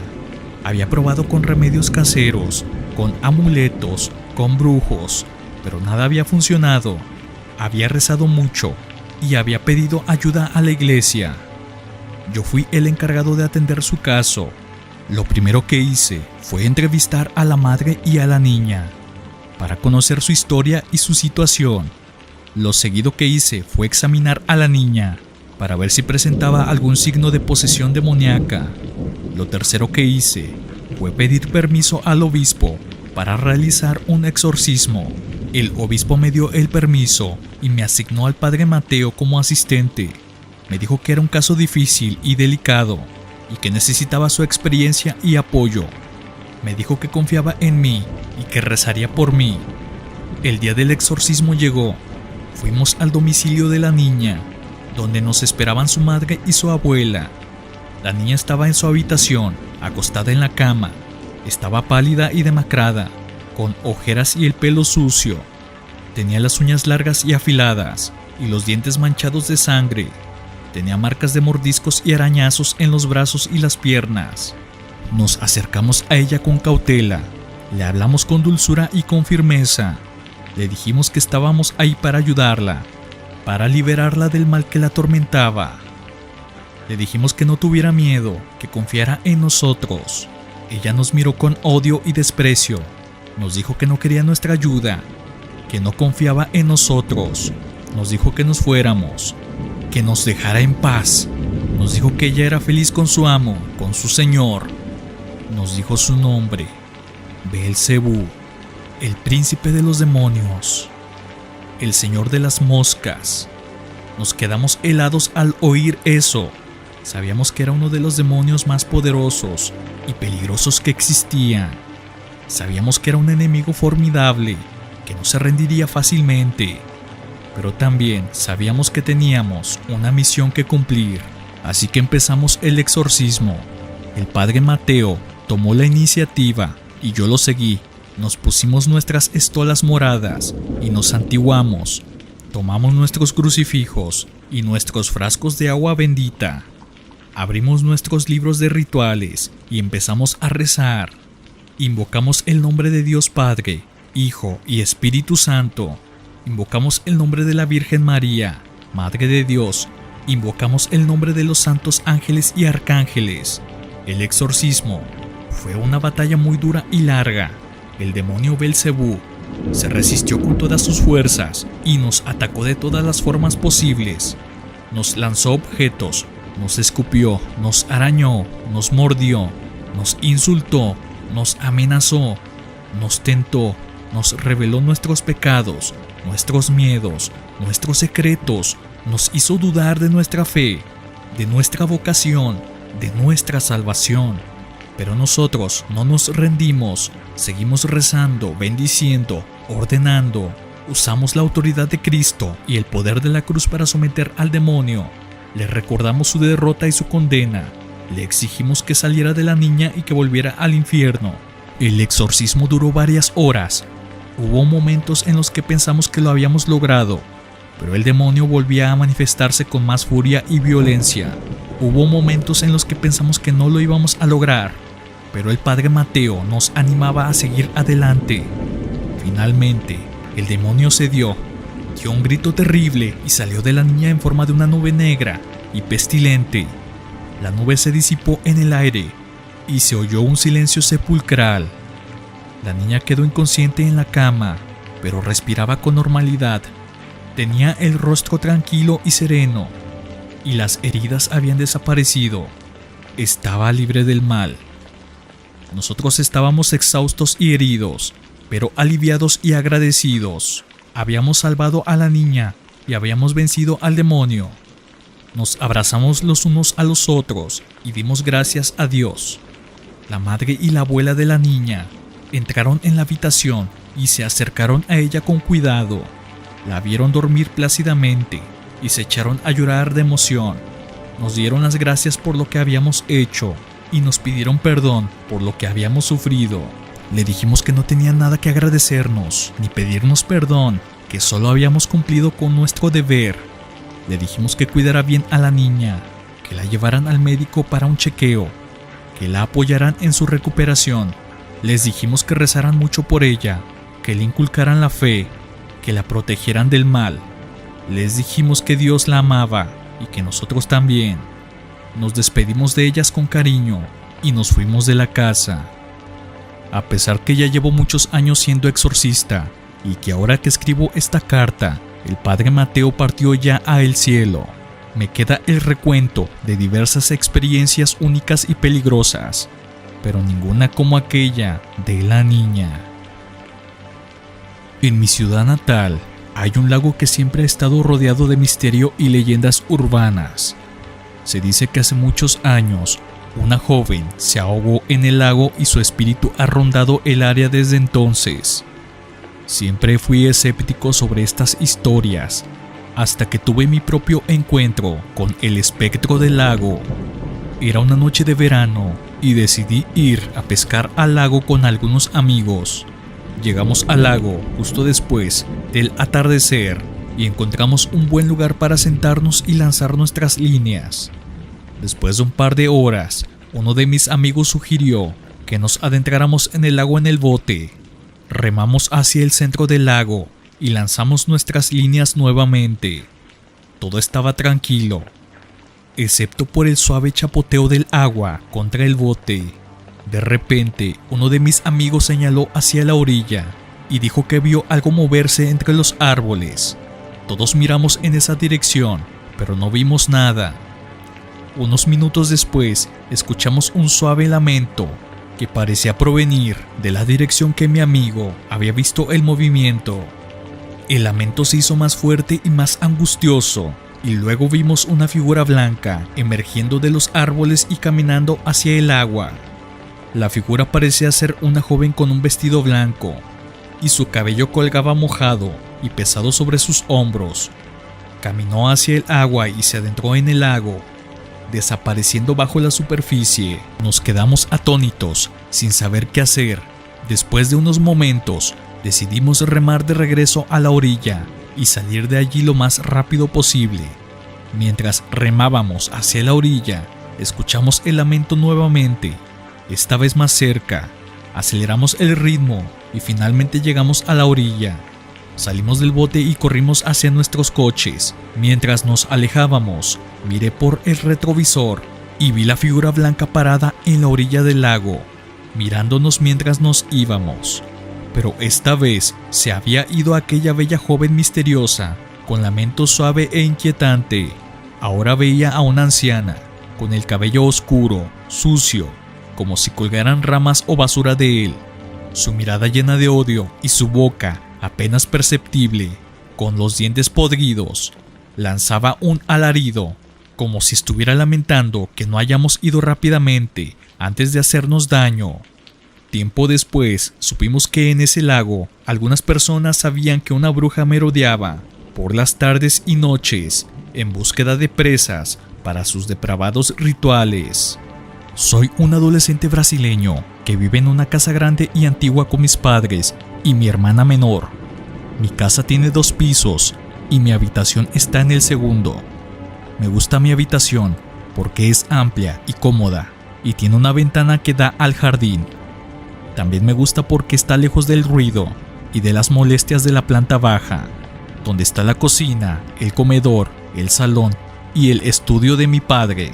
Mi padre es un abogado muy exitoso que trabaja en un bufete importante. Es un hombre muy serio y exigente, que siempre está ocupado y estresado. No suele pasar tiempo en casa y cuando lo hace, se encierra en su estudio para revisar casos y documentos. No tiene mucha paciencia ni humor y a veces se enfada por cosas sin importancia. Mi madre es una ama de casa muy dedicada que se ocupa de todo lo relacionado con el hogar. Es una mujer dulce y cariñosa que siempre está pendiente de nosotros y de nuestras necesidades. Le gusta cocinar, limpiar, ordenar y decorar la casa. También le gusta ver la televisión, leer revistas y hablar por teléfono con sus amigas. Mi hermana es una niña de 10 años que estudia en el mismo colegio que yo. Es una niña inteligente y simpática, que se lleva bien con todo el mundo. Le gusta jugar con sus muñecas, pintar con sus lápices de colores y escuchar música pop. También le gusta molestarme y meterse en mis asuntos. Yo soy un chico de 16 años que cursa el último año de secundaria. Soy un chico normal y corriente, que no destaca ni para bien ni para mal. Me gusta jugar al fútbol con mis amigos, ver películas de terror en mi computadora y escuchar rock pesado en mi reproductor. También me gusta estar solo y tranquilo en mi habitación. Toda esta rutina aburrida era así hasta hace unas semanas. Hace unas semanas empezó a pasar algo extraño en mi casa. Algo que me tiene muy asustado y confundido. Algo que no puedo explicar ni entender. Algo que tiene que ver con el sonido de unas llaves. Todo empezó una tarde de sábado, cuando estaba solo en casa. Mis padres habían salido a hacer unas compras y mi hermana había ido a una fiesta de cumpleaños. Yo había aprovechado para quedarme en mi habitación, viendo una película de terror en mi computadora. La película se llamaba La llave del mal y trataba sobre un grupo de jóvenes que encontraban una llave antigua en una casa abandonada. La llave abría una puerta secreta que conducía a un sótano oscuro y húmedo. En el sótano había un altar con velas, un libro con símbolos extraños y un espejo roto. Los jóvenes decidían hacer un ritual con el libro y el espejo, sin saber que estaban invocando a un espíritu maligno que los perseguiría y los mataría uno por uno. La película era bastante mala y predecible, pero me gustaba ver ese tipo de cosas para pasar el rato. Además, me hacía gracia ver cómo los personajes hacían tonterías y caían en las trampas del espíritu. Estaba viendo la parte en la que el espíritu aparecía detrás del espejo roto, cuando oí algo que me hizo saltar del susto. Fue el sonido de unas llaves. El sonido de unas llaves moviéndose y chocando entre sí. El sonido de unas llaves acercándose a mi puerta. Me quedé paralizado al oír esto. No podía creer lo que estaba oyendo. Pensé que era una broma o una coincidencia. Pensé que era parte de la película o de mi imaginación. Pero no era ninguna de estas cosas.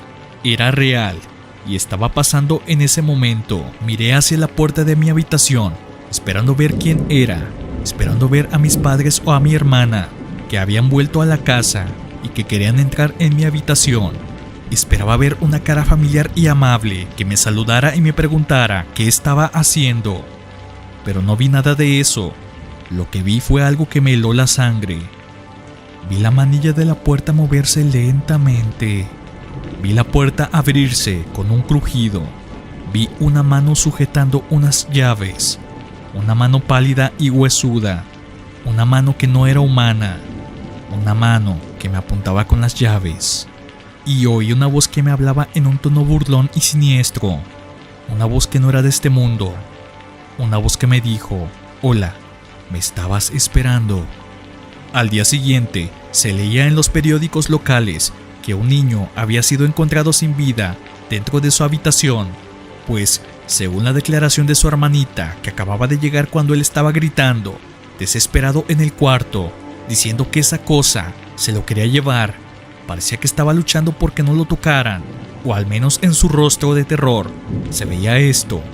Decía la niña con lágrimas en sus ojos, cuando de pronto pareciera que su delirio ganó, y cuando aparentemente esa cosa lo tocó, cayó al piso con la cara roja, con los ojos abiertos y una expresión de terror y dolor. Hace unos años estaba conduciendo de regreso a casa, después de visitar a unos amigos en otra ciudad. Era tarde en la noche y la carretera estaba prácticamente desierta. Después de un par de horas de conducción, me di cuenta de que un niño estaba parado al lado de la carretera, haciendo señas para que me detuviera. Me pareció extraño que un niño estuviera solo, en medio de la noche, en una carretera desierta, así que decidí detenerme y ver si necesitaba ayuda. Me detuve junto a él y bajé la ventana. El niño parecía tener alrededor de 10 años y estaba visiblemente asustado. Le pregunté si estaba bien y si necesitaba ayuda. Me dijo que estaba perdido y que no sabía cómo volver a su casa. Le ofrecí llevarlo a la estación de policía más cercana para que pudieran ayudarlo a encontrar a sus padres. El niño subió al coche y se puso el cinturón de seguridad. Mientras conducía hacia la estación de policía, traté de hacerle preguntas para ver si podía recordar algo sobre cómo se había perdido, pero no parecía recordar mucho. Cuando llegamos a la estación de policía, le dije al niño que íbamos a entrar para que pudieran ayudarlo a encontrar a sus padres. Sin embargo, cuando me giré para mirarlo, el asiento trasero estaba vacío. El niño había desaparecido. Confundido y asustado, entré a la estación de policía y les conté lo que había pasado. Buscaron en los alrededores, pero no encontraron ningún rastro del niño. Finalmente decidieron que debía haber sido mi imaginación o que el niño había salido del coche sin que me diera cuenta. Conduje a casa esa noche sintiéndome inquieto y confundido. Nunca supe qué pasó con el niño de la carretera y todavía me pregunto si era un espíritu o si de alguna manera logró escapar de mi coche sin que yo me diera cuenta. Soy una mujer de 25 años que vive sola en un apartamento en el centro de la ciudad. Me gusta mi apartamento porque es pequeño pero acogedor y tiene una buena vista de la calle. También me gusta porque está cerca de mi trabajo y de mis amigos. Pero hay algo que no me gusta de mi apartamento. Hay algo que me da miedo. Hay algo que me hace sentir observada. Es el hombre de la ventana. El hombre de la ventana es un hombre que vive en el edificio de enfrente. No sé su nombre ni su edad, pero sé que es alto y delgado, y que tiene el pelo gris y la barba larga. Siempre viste con un abrigo negro y un sombrero negro, y siempre lleva unas gafas oscuras. El hombre de la ventana siempre está en su ventana. Siempre está mirando hacia mi apartamento. Siempre está mirándome a mí. No sé cuándo empezó a hacerlo, ni por qué lo hace. Solo sé que desde hace unos meses, cada vez que miro por mi ventana, lo veo ahí, parado, inmóvil, silencioso, con sus gafas oscuras, ocultando sus ojos, con su sombrero negro tapando su frente, con su abrigo negro cubriendo su cuerpo. No sé qué quiere de mí, ni sé qué piensa de mí. Solo sé que me incomoda, me intimida, me aterra. He intentado ignorarlo, pero no puedo. He intentado enfrentarlo, pero no puedo. He intentado denunciarlo, pero no puedo. No puedo ignorarlo, porque siempre está ahí. No importa a qué hora del día o de la noche sea, él siempre está en su ventana. No importa si estoy durmiendo o despierta, él siempre está mirando hacia mi apartamento. No importa si estoy sola o acompañada, él siempre está fijando su atención en mí. No puedo enfrentarlo, porque nunca sale de su casa. Nunca lo he visto bajar a la calle, ni entrar o salir de su edificio. Nunca lo he visto hablar con nadie, ni relacionarse con nadie. Nunca lo he visto hacer nada más que estar en su ventana. No puedo denunciarlo porque no tengo pruebas. No tengo fotos ni videos que demuestren lo que hace. No tengo testigos ni vecinos que lo corroboren. No tengo nada que pueda usar contra él. Solo tengo mi palabra y nadie me cree. Nadie me cree cuando les digo que hay un hombre que me espía desde su ventana. Nadie me cree cuando les digo que hay un hombre que me acosa desde su ventana. Nadie me cree cuando les digo que hay un hombre que me amenaza desde su ventana. Todos piensan que estoy loca. Todos piensan que estoy paranoica. Todos piensan que estoy inventando cosas. Pero yo sé la verdad. Yo sé que el hombre de la ventana existe. Yo sé que el hombre de la ventana me odia. Yo sé que el hombre de la ventana me quiere hacer daño. Yo sé que el hombre de la ventana va a actuar pronto. Lo sé, porque anoche pasó algo que me lo confirmó. Anoche pasó algo que me dejó helada. Anoche pasó algo que me hizo temer por mi vida. Anoche vi al hombre de la ventana sonreír. Sonreír con una sonrisa malvada y siniestra. Sonreír con una sonrisa que mostraba sus dientes amarillos y podridos. Sonreír con una sonrisa que decía: pronto serás mía.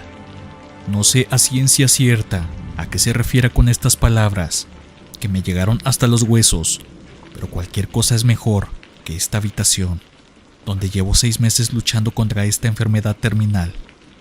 Lo único de lo que estoy segura, que nada puede ser más peor que este dolor, que cada vez me hace más débil y frágil mental y físicamente. Quizá no sea tan malo que el hombre de la ventana me visite este verano. Hace unos años recibí un mensaje de texto de un número desconocido a medianoche. El mensaje decía: ayúdame por favor. Preocupado, respondí preguntando quién era y qué necesitaba. No recibí respuesta. Al día siguiente, recibí otro mensaje del mismo número. Nuevamente, a medianoche. Esta vez decía: ¿por qué no me ayudaste? Nuevamente respondí preguntando quién era y qué necesitaba, pero no recibí respuesta.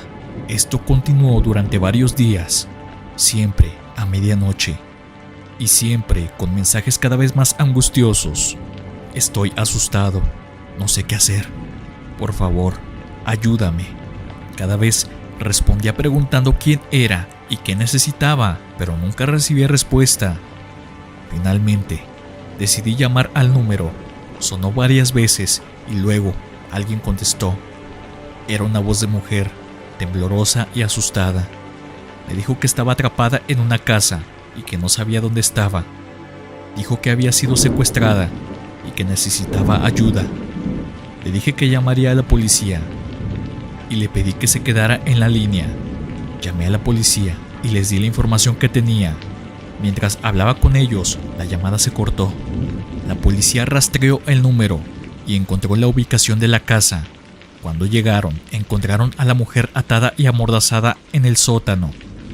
Había sido secuestrada por su expareja, que había estado enviando los mensajes de texto desde su teléfono.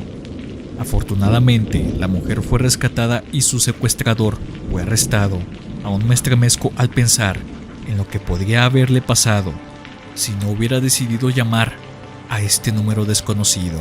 Cuando yo tenía 8 años de edad, mi abuelo murió de un infarto. Fue muy duro para mí, porque él era mi mejor amigo y mi héroe. Siempre jugaba conmigo, me contaba historias, me enseñaba cosas. Era un hombre bueno y sabio, que me quería mucho. El día de su funeral, yo estaba muy triste y llorando sin parar. Mi madre me abrazaba y me consolaba, pero yo no podía dejar de pensar en él. Me sentía solo y vacío, como si me hubieran arrancado una parte de mí. Esa noche tuve un sueño muy extraño. Soñé que estaba en mi habitación y que oía unos golpes en la ventana. Me levanté de la cama y me acerqué a ver qué era. Cuando miré por el cristal, me quedé helado. Era mi abuelo. Estaba ahí, sonriendo y saludando con la mano. Llevaba el mismo traje que le habían puesto para el entierro, pero no parecía muerto ni triste, parecía vivo y feliz. Yo no podía creer lo que veía. Pensé que era una alucinación o una broma. Me froté los ojos y volví a mirar, pero él seguía ahí. Me dijo que no tuviera miedo, que no era un fantasma ni un demonio. Me dijo que era él de verdad, que había venido a despedirse de mí. Me dijo que me quería mucho y que estaba orgulloso de mí.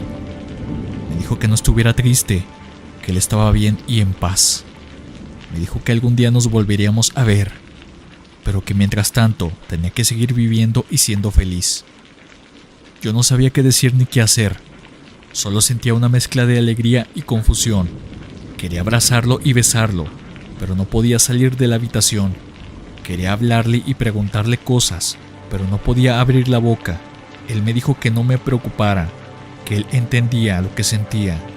Me dijo que solo tenía unos minutos para estar conmigo y que tenía algo importante que decirme. Me dijo que al día siguiente iba a pasar algo muy malo y que yo tenía que evitarlo. Me dijo que al día siguiente iba a haber un incendio en mi escuela y que yo tenía que faltar a clase.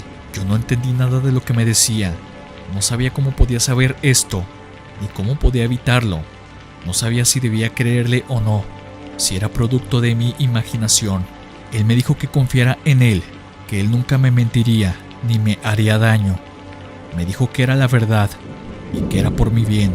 Me dijo que me lo repetiría al día siguiente por la mañana, antes de irme a la escuela. Yo le pregunté qué señal sería esa.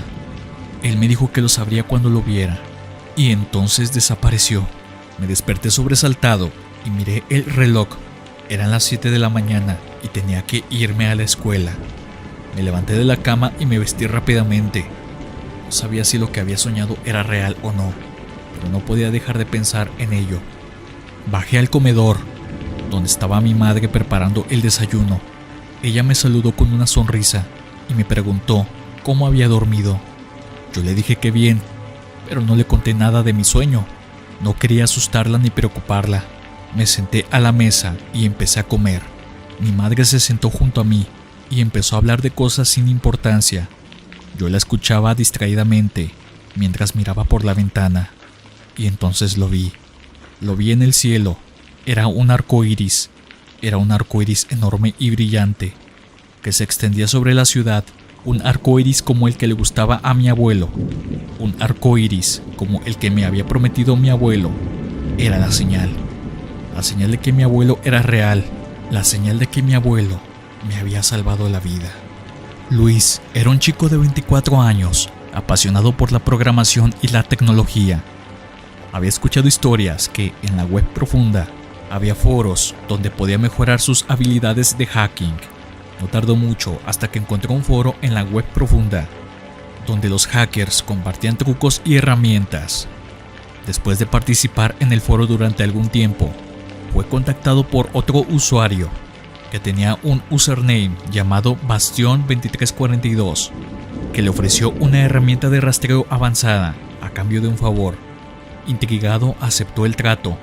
Sin embargo, después de instalar la herramienta, se dio cuenta de que no solo rastreaba la ubicación de otras personas, sino que también transmitía su propia ubicación a un servidor desconocido. Aterrorizado, puesto que era una de las primeras veces que entraba en la Deep Web, intentó desinstalar la aplicación, pero en vez de aparecer el típico recuadro de desinstalación, apareció un mensaje del programador de dicha aplicación, cobrando el favor que tenía que darle por haber usado la aplicación de hackeo. El mensaje en la pantalla decía: tienes 24 horas para mandar un video donde asesines a algún miembro de tu familia. De lo contrario, voy a arruinarte la vida. Conozco tu ubicación, tengo tus datos, fotos, videos, cuentas bancarias. El mensaje se borró abruptamente. El chico entró en pánico. Decidió contarle a sus padres de las amenazas que había recibido y de que había entrado en la web profunda, donde había hecho uso indebido de la aplicación que lo metió en problemas. Sus papás lo calmaron y le dijeron que harían una denuncia en caso de cualquier ataque. A la mañana siguiente, al salir Luis de su casa para ir a la escuela, encontró un cuadro aterrador y grotesco. Había 2 gatos descuartizados en su jardín. Las plantas estaban arrancadas de raíz y había excremento de diversos animales. El olor era más que nauseabundo. Aun siendo muy de mañana, algunos vecinos se asomaron al ver todo este desastre y percibir ese olor fétido. El coche de su papá estaba rayado y ponchadas las llantas. Al momento de estar presenciando dicha escena, le llegó un mensaje a su celular de un retiro de dinero que obviamente él no había hecho de todos sus ahorros, como si el hacker depredador lo estuviera observando y añadiendo más desgracia a su mañana.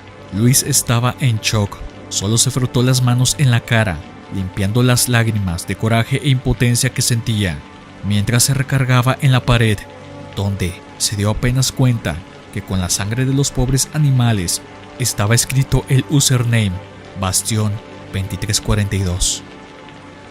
Era una noche fría y lluviosa, y Laura estaba a punto de terminar su turno como conductora de Uber. Había sido un día duro y solo quería llegar a casa y descansar. Pero cuando estaba a punto de apagar la aplicación, recibió una última solicitud de viaje.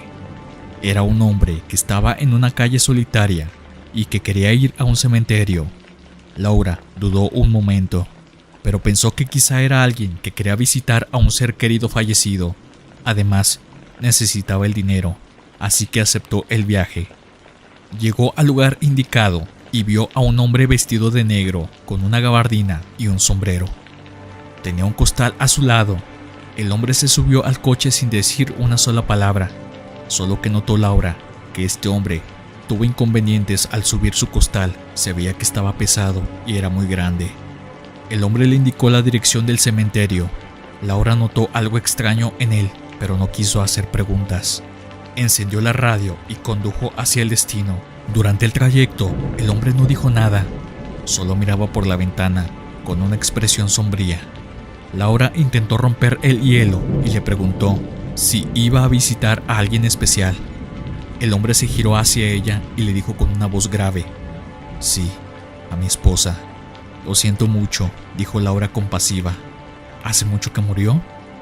Hace unos días, respondió el hombre, pero no pude asistir a su funeral. ¿Por qué no?, preguntó Laura curiosa. Porque yo la maté, dijo el hombre con una sonrisa maliciosa. Laura se quedó paralizada al escuchar esas palabras. No sabía si el hombre estaba bromeando o era un loco peligroso. Trató de mantener la calma y le preguntó: ¿qué dice? ¿Está usted bien? Estoy perfectamente, dijo el hombre, solo que no soportaba verla sufrir más. Ella tenía una enfermedad terminal y me pidió que le quitara la vida. Así que lo hice. Le inyecté una dosis letal de morfina y la vi morir en la cama. Eso es horrible, dijo Laura, horrorizada. ¿Y no lo detuvieron? No, nadie lo sabe, dijo el hombre. La enterraron sin hacerle una autopsia.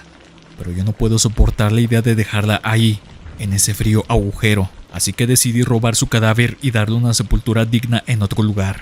¿Qué? ¿Está usted loco?, exclamó Laura asustada.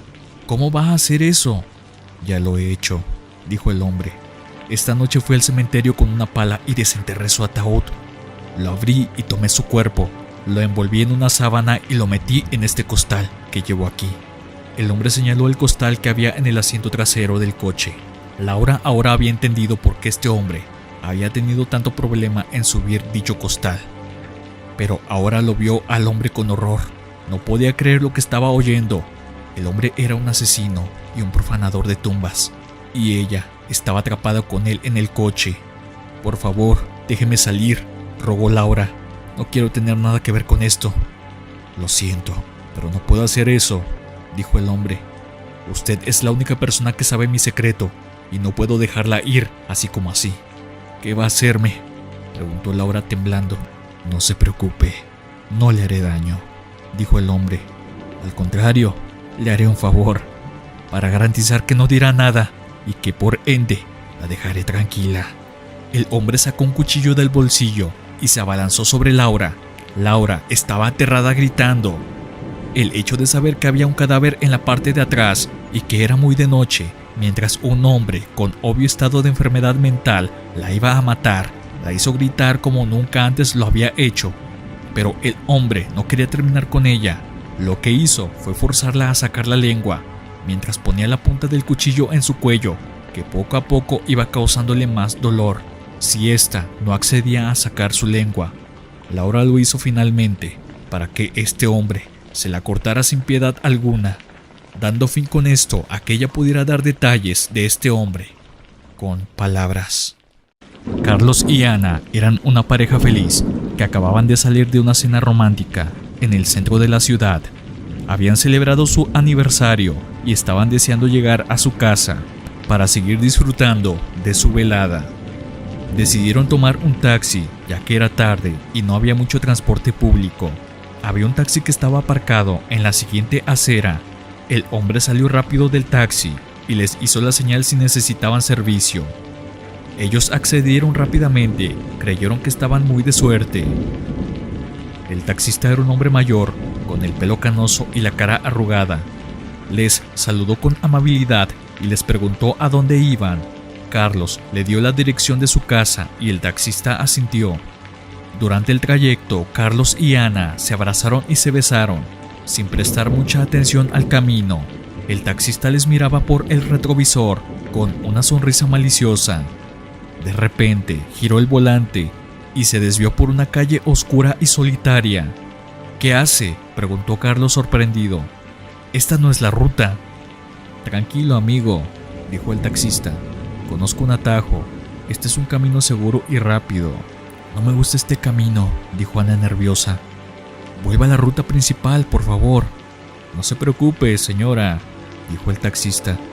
Ya estamos llegando. Carlos y Ana se miraron con inquietud. No les gustaba nada la situación. La calle estaba llena de basura, grafitis y ratas. No se veía ni un alma. El coche avanzaba lentamente, como si el taxista estuviera buscando algo. Al llegar al final de la calle, el taxista se detuvo frente a una casa abandonada. La casa tenía las ventanas rotas, la puerta caída y las paredes agrietadas. El taxista apagó el motor y les dijo: «Hemos llegado». «¿Qué dice?», preguntó Carlos confundido y enojado. «Esta no es nuestra casa». «Sí lo es», dijo el taxista. «Esta es su casa desde hace mucho tiempo». El taxista sacó una foto de su guantera y se la mostró a Carlos y a Ana. En la foto se veía al taxista con una mujer y 2 niños sonriendo frente a la misma casa abandonada. «Ellos eran mi familia», dijo el taxista, «pero murieron cuando un maldito conductor ebrio los arrolló hace ya 3 años. Usted fue a parar a la cárcel, señor Carlos, pero salió por palancas. ¿Ya no lo recuerda? Cuando salió de la cárcel y se burló en mi cara. Usted ya no me recuerda, ¿verdad? Pero yo sí. Lo he estado estudiando constantemente. Sus salidas, sus horarios, dónde trabaja, dónde come, a qué supermercado va. Y hoy es el día de pagar la cuenta, señor Carlos». Carlos y Ana se quedaron paralizados al escuchar esas palabras. No sabían si el taxista estaba loco o si era una broma macabra. Trataron de mantener la calma y le dijeron: «Señor, usted está equivocado. Nosotros no tenemos nada que ver con esto. No conocemos a su familia, ni hemos atropellado a nadie. Déjenos salir, por favor». «No puedo hacer eso», dijo el taxista. «Ustedes son los responsables de mi desgracia y tienen que pagar por ello». El taxista sacó una pistola del bolsillo y les apuntó a la cabeza mientras les decía: «Ya que en este jodido país no existe la justicia, aquí se las presento». Carlos y Ana gritaron y trataron de escapar, pero las puertas del taxi estaban bloqueadas. El taxista disparó y los mató a ambos. Luego salió del taxi, arrastró los cuerpos dentro de la casa abandonada y les prendió fuego. El taxista sabía que iba a ser atrapado por las autoridades, ya que había testigos que vieron subir a este tipo en el taxi cuando los recogió en el restaurante. Ya no tenía en realidad motivos para vivir, así que tomó la pistola, la puso en su cabeza y con un suspiro de alivio, creyendo que ahora se reuniría con su familia para siempre, jaló el gatillo. Gabriel era un joven estudiante de informática que estaba fascinado por la Deep Web. Un día decidió investigar un sitio web que supuestamente vendía muñecas de aspecto humano. El sitio web tenía un pésimo diseño y programación. Aún así, el aspecto de las fotos de las muñecas era muy hiperrealista. Además, se acercaban las fechas de Halloween y quería tener una buena decoración en la entrada de la fiesta que planeaba dar en su casa. Ayudaba mucho que la muñeca era de por sí inquietante. Gabriel decidió comprar una muñeca con la esperanza de que fuera una buena inversión. La muñeca llegó a casa de Gabriel a los 4 días, en un paquete pequeño y sellado. Gabriel estaba algo decepcionado, pues en foto parecían más grandes. Además, el aspecto de esa muñeca que llegó no era nada parecida a la de la foto. Aún así, terminó por desenvolverla en el paquete con cuidado y sacó la muñeca. La muñeca era hermosa, con el pelo largo y negro y los ojos grandes y azules. Aún así, el aspecto de la muñeca era algo inquietante y tenía una textura algo rugosa, un ligero olor a moho y un material del que estaba compuesta la piel, que, literalmente, le daban el toque realista que buscaba para la próxima fiesta que quería dar. Gabriel se sintió atraído por la muñeca y decidió llamarla Lucy. Al día siguiente, Gabriel decidió que sería buena idea ir a comprar maquillaje para darle un aspecto más siniestro a la muñeca, así que la guardó en un cajón que venía añadido a los pies de su cama. Pasaron 2 días y Gabriel en esas 2 noches se la pasó pensando el tipo de colores y diseño que le haría al aspecto de la muñeca para dar la mejor impresión en la fiesta. Mientras pensaba, empezaba a notar un olor algo raro y ligeramente nauseabundo. Cerró la ventana de su cuarto, ya que esa noche los vecinos sacaban la basura. Se recostó en su cama, con la mente dando vueltas, hasta que se quedó completamente dormido. En la siguiente noche, Gabriel comenzó a sentir que la sábana con la que estaba tapado se movía. Sintió inquietud, pues pensó que podría ser una cucaracha o una araña, subiendo lentamente por la sábana para picarlo. Rápidamente se destapó y saltó de la cama, nervioso por su fobia a las arañas. Se deslizó hacia la pared, buscando nerviosamente el interruptor de la luz con las manos, solo para que al encender la luz, como balde de agua fría, quedara pasmado y tan lleno de horror por no captar rápidamente lo que sucedía, que le dio un ataque de pánico. Más que una simple araña o una cucaracha, era una hilera de gusanos que caían de la cama intentando subir por la sábana. Venían del cajón de la cama. Al abrir el cajón quedó en shock. La muñeca que había comprado estaba en avanzado estado de descomposición. La piel, manos, cara estaban hinchadas. Los gusanos salían por montones del cajón y un olor que lo hizo alejarse y vomitar. De él terror mezclado con el miedo más asqueroso que se pueda imaginar. Pues en aquel día Gabriel no había comprado una muñeca común y corriente, sino que se había topado con una página que hacía trata de niños y algunos a los que no les sacaban todos los órganos o no servían para sus fines. Las vendían en esta página.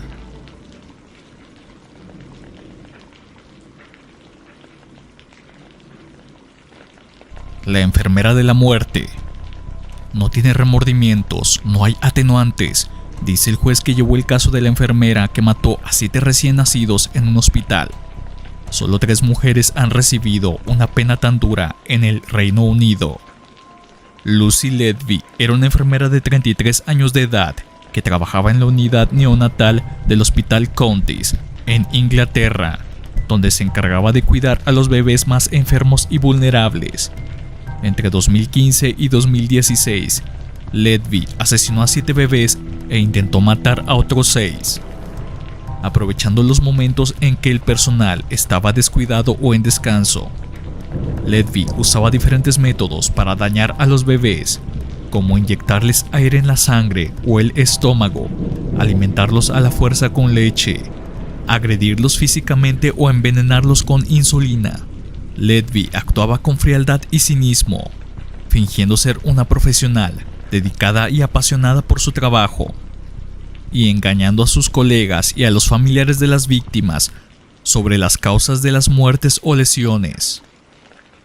La investigación comenzó cuando se detectó un número anormalmente alto de fallecimientos y colapsos en la unidad neonatal. Sin una explicación médica aparente, Ledby fue arrestada en 2018, después que se encontraran pruebas que la incriminaban, como notas donde confesaba sus crímenes y decía que era una persona malvada. Ledby fue declarada culpable de asesinato e intento de asesinato en este año 2023 y condenada a cadena perpetua sin posibilidad de libertad condicional.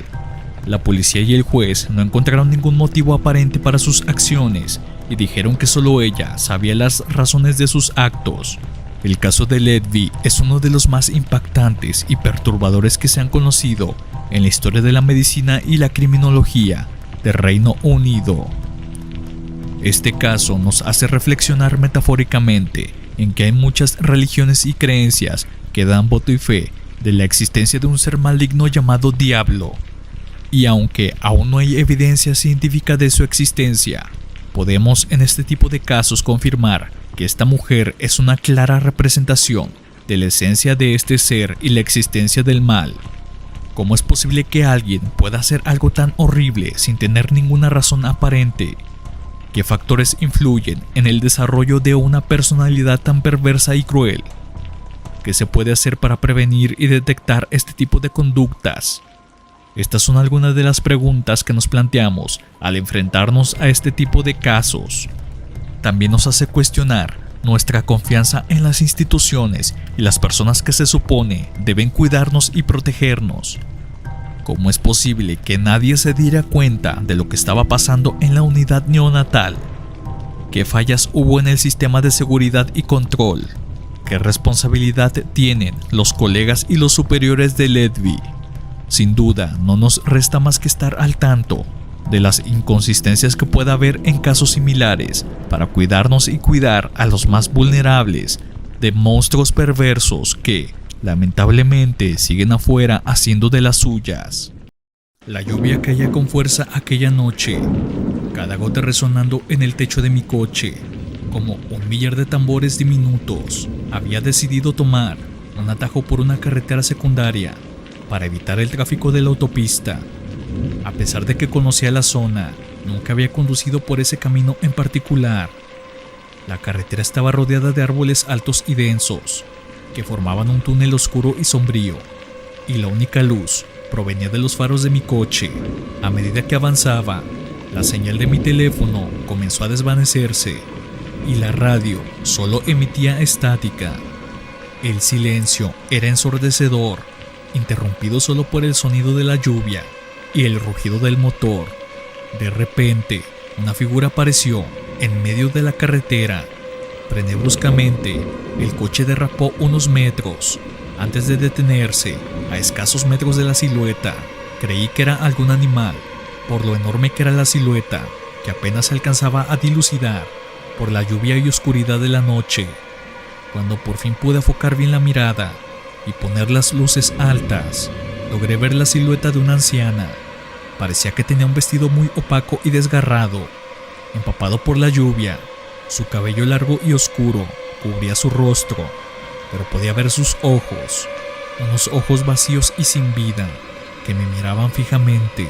En ese momento quedé algo desconcertado. ¿Cómo una mujer o persona estaría en medio de la carretera a plena noche con una lluvia tan terrible como la de ese momento? Pensé rápidamente que tal vez su coche se había apagado o que venía de alguna casa cercana y necesitaba ayuda urgente y estaba vagando por la carretera para parar al primer coche que lograra ver. Bajé rápidamente la ventana. Me percaté que la lluvia era aún más intensa de lo que dentro del coche percibía. Terminé en pocos segundos, empapado de la cara, mientras le gritaba a la señora que se acercara, que si necesitaba algún tipo de ayuda, mientras le pitaba para que reaccionara, ya que solo estaba ahí parada, mirándome fijamente, sin siquiera inmutarse ante los gritos y sonidos del claxon de mi carro. Solo seguía ahí, con esa mirada penetrante y vacía. Por un momento sentí un escalofrío recorrer toda mi espalda. Decidí salir del coche para acercarme a ella, pues creí que estaba asustada o herida y no tenía fuerzas para moverse más o algo de ese estilo. Pero cuando abrí la puerta del coche, la silueta que ahora ya afuera de mi coche se hacía más difusa. Comenzó a retroceder lentamente hacia el bosque. La seguí unos metros mientras le seguía gritando para que me escuchara y no pensara que le quería hacer daño o algo por el estilo. Además creía que no lograba escucharme con claridad por la fuerte lluvia que ahogaba mis gritos, pero pronto me di cuenta que desapareció entre los árboles. Confundido y asustado, regresé a mi coche y traté de encenderlo, pero el motor no respondía. Todo pasó tan rápido que empecé a hilar las cosas y la poca coherencia que tenía la idea de una mujer que estaba a mitad de carretera, sin moverse e inmutarse por la lluvia, por mis gritos y los sonidos del claxon. Comencé a sentir un miedo que hacía años no experimentaba. Era hasta patético. Soy un hombre escéptico a esas cosas paranormales y fantasmas. Mi coche seguía sin encender. Sentía como si esa extraña mujer me estuviera observando desde los árboles de ese extraño bosque. Mientras seguía intentando encender el coche, no dejaba de ver hacia donde esa silueta se había escondido. En mi locura momentánea, creía que la iba a ver corriendo hacia mi coche, con esa mirada y expresión vacía, con alguna hacha en sus manos para atacarme, como en esas películas ochenteras, donde el tipo aniquila a todos los jóvenes que van a acampar al lago. Pero lo que logré ver fue más aterrador de lo que estaba imaginando. que dejé de estar intentando encender el coche. Veía entre los arbustos la cabeza de esa extraña mujer. Sus ojos ya no eran vacíos, se veían, no sé si por la luz de mi coche o porque mi mente me estaba traicionando por el miedo que sentía, como si esos ojos estuvieran completamente rojos, como si salieran chispas de ellos. Me dije a mí mismo que era algo estúpido. Decidí dejar de sugestionarme y concentrarme en resolver esa situación para largarme de ahí. Quizá el cansancio y mal clima estaban ya apoderándose de mi percepción y alterando mis nervios. Tomé mi teléfono para ver si de milagro ya contaba con algo de señal, pero fue en vano. Estaba completamente fuera de servicio la red. No me quedó más remedio que bajarme, poner en neutro mi coche y empujarlo para así lograr encenderlo. Me era casi imposible por los grandes charcos de agua que había en esa terracería, además de que el lodo se me estaba metiendo en los zapatos mientras intentaba empujar el coche, a pesar de que la lluvia seguía siendo fuerte y era difícil escuchar cualquier otro ruido que no estuviera a pocos metros de distancia. Logré escuchar como si algo muy grande quebrara ramas de los árboles. Eso hizo que mi adrenalina subiera al 100%, que sacó fuerzas de mí para empujar mi coche a pesar de que estaba ligeramente ya atorado por el lodo. Pensé que esa silueta, o algo peor, venía por mí en esa oscura carretera. Logré mover el coche y este empezó a desplazarse más y más rápido. Subí como pude y traté de encenderlo. Suspiré de alivio cuando este por fin arrancó, sin pensar que estaba empapado y cubierto de lodo hasta los calcetines. Manejé sin parar hasta llegar a la carretera. Me detuve en una fonda que estaba a la orilla. Me quedaban al menos 3 horas de camino y esa subida de adrenalina me tenía muerto de hambre. Quería una taza de café hirviendo de preferencia para calmar mis nervios. Entré al pequeño restaurante. Había 6 hombres en diferentes mesas que me veían fijamente y a la defensiva. Por mi aspecto tal vez creyeron que era un loco que quería asaltar la fonda o causar problemas. Traté de ignorarlos y me acerqué a la barra. Saqué mi cartera para darles la señal que solo quería consumir algo. La señora que me atendió, antes de ofrecerme algo del menú, me ofreció una toalla para que me quitara el lodo que cubría algo de mi rostro, que obviamente por toda esa experiencia tan caótica no me había dado cuenta. Me preguntó si había tenido algún accidente o por qué tenía esa facha tan sucia y desaliñada mientras me servía una taza de café, como si antes que yo fuera a hablar estuviera leyendo mis pensamientos. Recobré el aliento, pues no lo había notado. Mis manos temblaban más que del frío que sentía por estar empapado, por la lluvia de esa noche, por la experiencia tan extraña que había vivido hacía unos minutos. Le conté como pude la experiencia que había tenido en la carretera, mientras ya para ese momento estaba disfrutando de una rica cena con mi café, que a cada sorbo me daba más calor y amitigaba mis ansias. La señora escuchó toda la historia, sin decir una sola palabra, con una cara completamente sin expresión alguna. Al final, solo soltó una mueca de risa irónica y me contestó que no era el primero ni el último, que se notaba que no era yo de por ahí. En esa zona por la oscuridad y lluvia no me había dado cuenta tal vez, pero era un cementerio a medio construir, muy pequeño.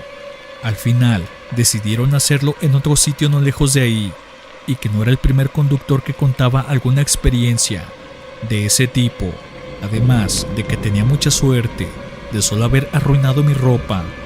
Esto lo decía mientras secaba un vaso lentamente y me miraba de arriba a abajo con cierto desdén. Terminaba diciendo que en esa zona recurrentemente hay accidentes. La mayoría de los que logran contar el porqué mencionan a esa extraña anciana o silueta que lo saca del camino.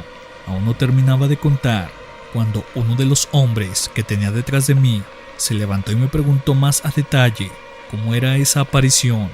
Le conté lo que recordaba y mencionó que él también la había visto y que, en efecto, confirmando las palabras de la señora, había tenido suerte. Me mostró su mano izquierda y no tenía 2 dedos. Comenta que venía en su moto una tarde, mirando alrededor, disfrutando de la vista. Cuando puso su mirada en la carretera de nuevo, vio esta figura que lo hizo girar rápidamente para no chocar, pues pensó que se trataba de alguna persona. Y bueno, mira aquí, señor. Este fue el resultado de esta amarga experiencia. Cuando me pude levantar, miré a todos lados y no vi a nadie. Solo sentí un escalofrío y miedo que se apoderó de mí. Terminé esa noche mi cena y me fui del lugar. Nunca olvidaré sin duda la noche que vi a esa extraña anciana. No estoy seguro si era un fantasma o algún demonio en forma de mujer que intenta cobrarse la vida de quien transita en esa carretera. Soy un camionero desde hace más de 20 años.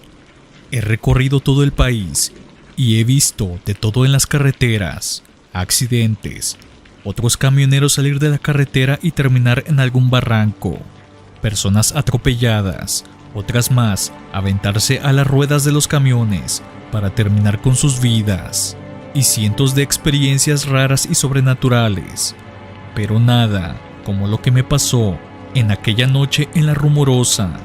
De por sí se cuentan infinidad de leyendas urbanas, unas reales y otras creadas bajo la influencia de la enigmática carretera y los hechos trágicos que la han precedido por años. Pero hay una experiencia que nunca olvidaré y que me hizo cuestionar mi cordura. Fue hace unos meses, cuando iba de regreso a mi casa, después de entregar una carga en otra ciudad. Era de noche y la carretera estaba vacía, solo se veían las luces de mi camión y la luz que daba la luna llena.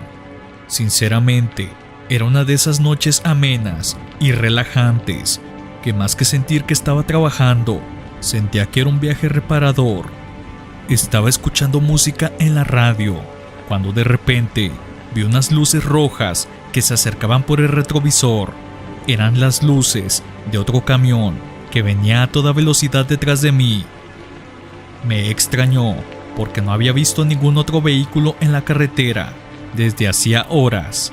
Pensé que tal vez era algún compañero que quería saludarme o adelantarme, pero pronto me di cuenta de que algo no estaba bien. El camión no solo se acercaba a mí, sino que se pegaba a mi parachoques, como si quisiera chocarme. Intenté alejarme, pero el camión me seguía de cerca. Intenté comunicarme por la radio, pero solo escuché estática. Intenté frenar, pero el camión aceleró y me golpeó por detrás. Sentí un fuerte impacto y perdí el control del volante. No sé cómo lo logré, pero hice unas maniobras que lograron mantener mi enorme camión en la carretera. Estaba encolerizado. No sabía quién carajo era el conductor del camión, si estaba haciéndome una broma, de muy mal gusto por cierto, o si el desgraciado venía bajo los efectos de sustancias. Empecé a sonar el claxon del camión para que notara que estaba lo que le seguía de enojado. Quería orillarme, pero estábamos transitando sobre un enorme puente. Sentía que no la iba a contar. El camión se había alejado lo suficiente para recobrar de nuevo la compostura. Tenía ganas ya de orillarme, dejarlo pasar y devolverle la broma de mal gusto. Seguía además intentando contactar por la radio, pero era inútil. Seguí manejando y al volver a mirar por el retrovisor me di cuenta que estaba muy lejos el camión. Manejé por 10 minutos más hasta llegar a una parte de la carretera más despejada, donde podía orillarme. Las luces rojas del otro camión apenas y se podían ver de lo lejos que venía. Tal vez se durmió por unos segundos, como comúnmente suele pasar, y por el miedo a lo que le pueda hacer, decidió alejarse para no estar ya cerca de mí y evitar algún conflicto. Aún así, decidí parar. Me orillé y decidí esperar a que pasara, para ver si se detenía o simplemente decidir entre lo que se me bajaba la rabia, si le iba a hacer lo mismo o lo iba a dejar pasar. Pasaron 10 minutos y ni siquiera se escuchaba algún motor cerca. Se me hizo extraño, ya que en ese tramo de carretera no había otra forma de continuar. sino por donde estaba aparcado. Pasaron 20 minutos y nada. Pensé que tal vez se había descompuesto su camión o algo le había pasado a este camionero por las condiciones con las que venía manejando. Me salí del camión y me puse en medio de la desolada carretera, que estaba más oscura. Apenas y lograba ver algo con la ayuda de la luz de la luna, pero no vi absolutamente nada. No había rastro de ese camionero. Decidí subirme y marcharme. A las 2 semanas recibí una noticia que a la fecha me tiene muy triste y asombrado. Uno de mis mejores amigos se desbarrancó antes de llegar al tramo seguro del puente. Según los últimos informes no oficiales, su esposa estaba hablando por teléfono con él esa noche. Tenía apenas 1 año de casado y venía su primer bebé en camino. Estaban platicando que con el dinero ahorrado que tenía mi amigo, iban a irse a otro lugar a vivir y emprender el negocio de restaurante que tanto habían soñado ambos. Cuando en esa conversación le mencionó que tenía ya 20 minutos manejando y aparte de no ver a ninguna alma más, solo venía él y un camión con unas luces rojas detrás de él, que se le hacía raro, pues no lo reconocía ni daba señales de vida en la radio, y que le preocupaba que viniera bajo los efectos de alguna sustancia, ya que lo veía tambalearse por el retrovisor y en ocasiones pegarse de más a su camión. La mujer contaba en el funeral que lo último que escuchó fue como su teléfono se cayó y un estruendo fuerte y los gritos entrecortados de su marido cuando este cayó al barranco. No era el único.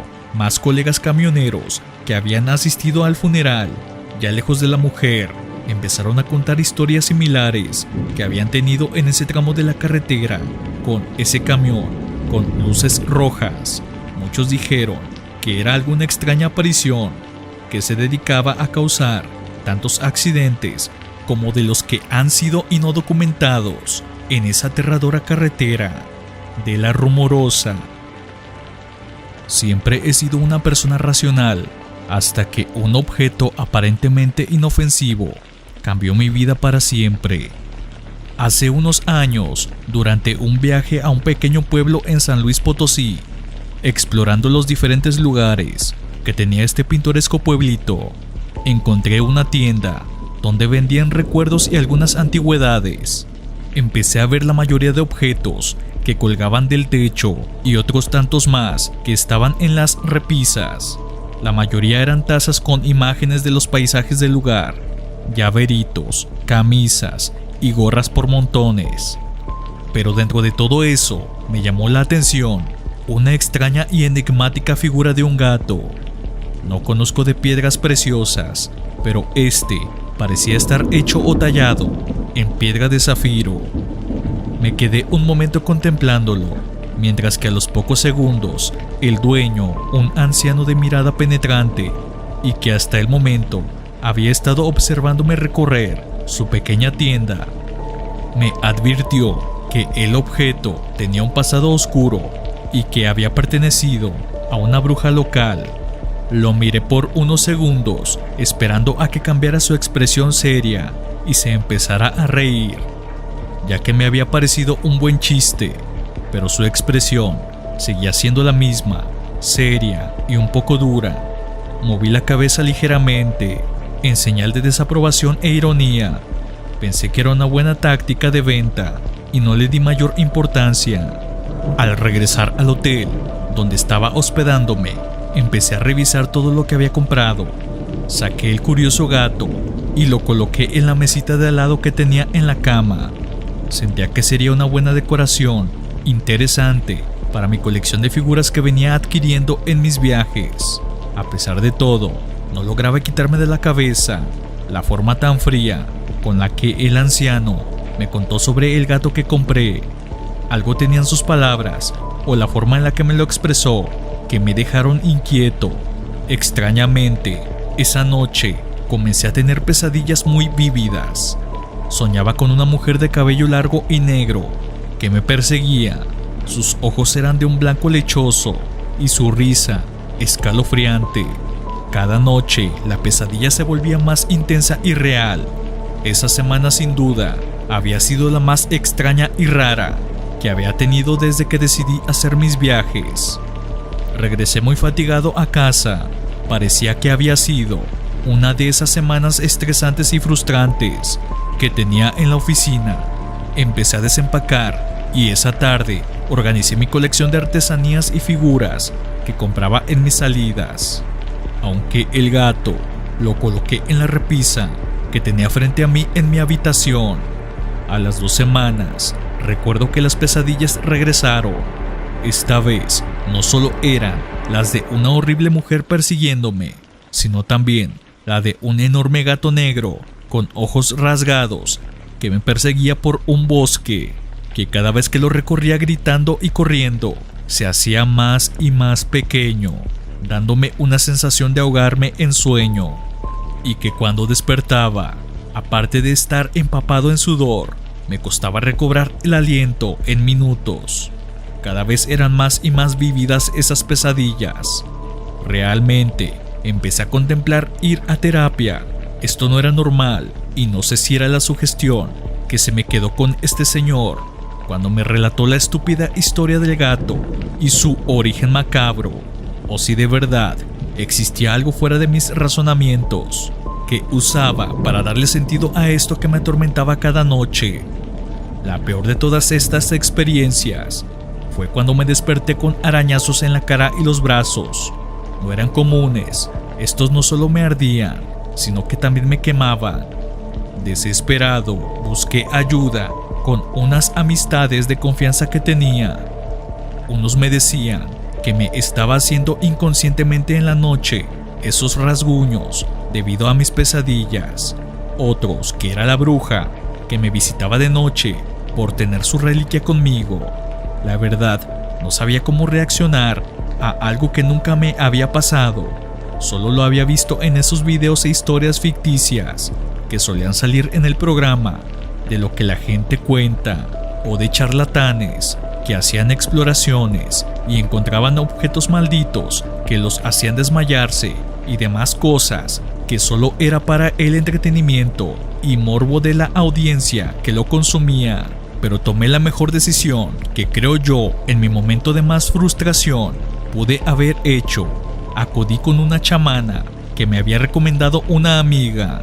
Decía que podía hacer una limpia y que con esto quedaría como nuevo. Un día antes de ir, decidí tirar a la basura el gato.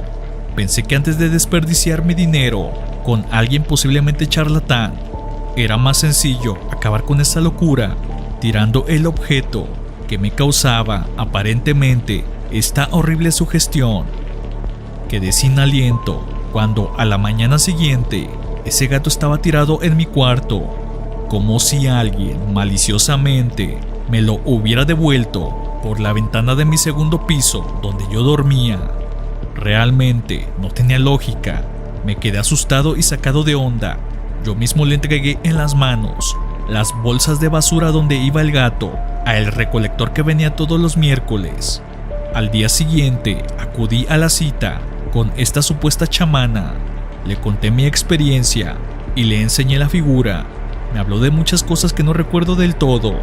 Yo solo quería una maldita pastilla o rezo que terminaran con todo esto, pero lo poco que logré entender fue que los brujos a veces conjuran objetos para ellos, ya sea libros sagrados o amuletos que usan en sus rituales. Me comentó que notaba y percibía una vibra muy oscura de este objeto y que probablemente la bruja lo había usado para hacer sus rituales, y no cualquier tipo, sino donde había personas como sacrificios de por medio. Me hizo una supuesta limpia, me dio unos tés que sabían peor de lo que sonaban sus nombres y me dio unos rezos que tenía que hacer, de preferencia en un panteón, a medianoche para desarraigarme de esa entidad que poco a poco se alimentaba de mi miedo y energía en las noches. Hice todo esto. Días después estaba aterrado. Jamás había ido a un panteón de noche, y no por el hecho de ver muertos que salieran de las tumbas, sino de encontrarme con supuestos brujos que van a hacer rituales a esa hora. o del cuidador que me fuera a agarrar y dar parte a las autoridades por estar a esa hora haciendo cosas extrañas. Hice el ritual, tal cual me dijo la chamana. Enterré el gato en una tumba pequeña de niño, pues aparentemente esto haría que este hechizo se rompiera por la pureza que en teoría tienen los niños pequeños al morir. Han pasado 6 meses desde todo ese desastre que les he contado, y si bien no he dejado de tener del todo esas pesadillas, sin duda me hicieron ser más cuidadoso con las cosas que uno se encuentra por ahí y que son de temática oscura y de brujería. Soy conductor de Uber desde hace 5 años en la ciudad de Puebla. Me gusta mi trabajo porque me permite conocer gente nueva y ganar algo de dinero extra.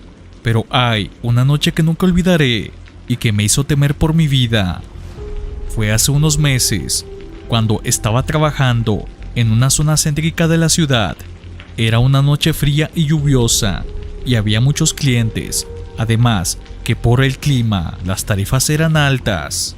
Hice suficientes viajes como para tomarme libre el día siguiente. Estaba a punto de terminar mi turno cuando recibí una llamada de un pasajero. Era un hombre que quería ir a un hotel. Pensé que era una buena oportunidad para terminar mi noche, ya que la distancia era lo suficientemente buena para cobrar 300 pesos por dicho servicio. Encendí mi coche y acepté el viaje.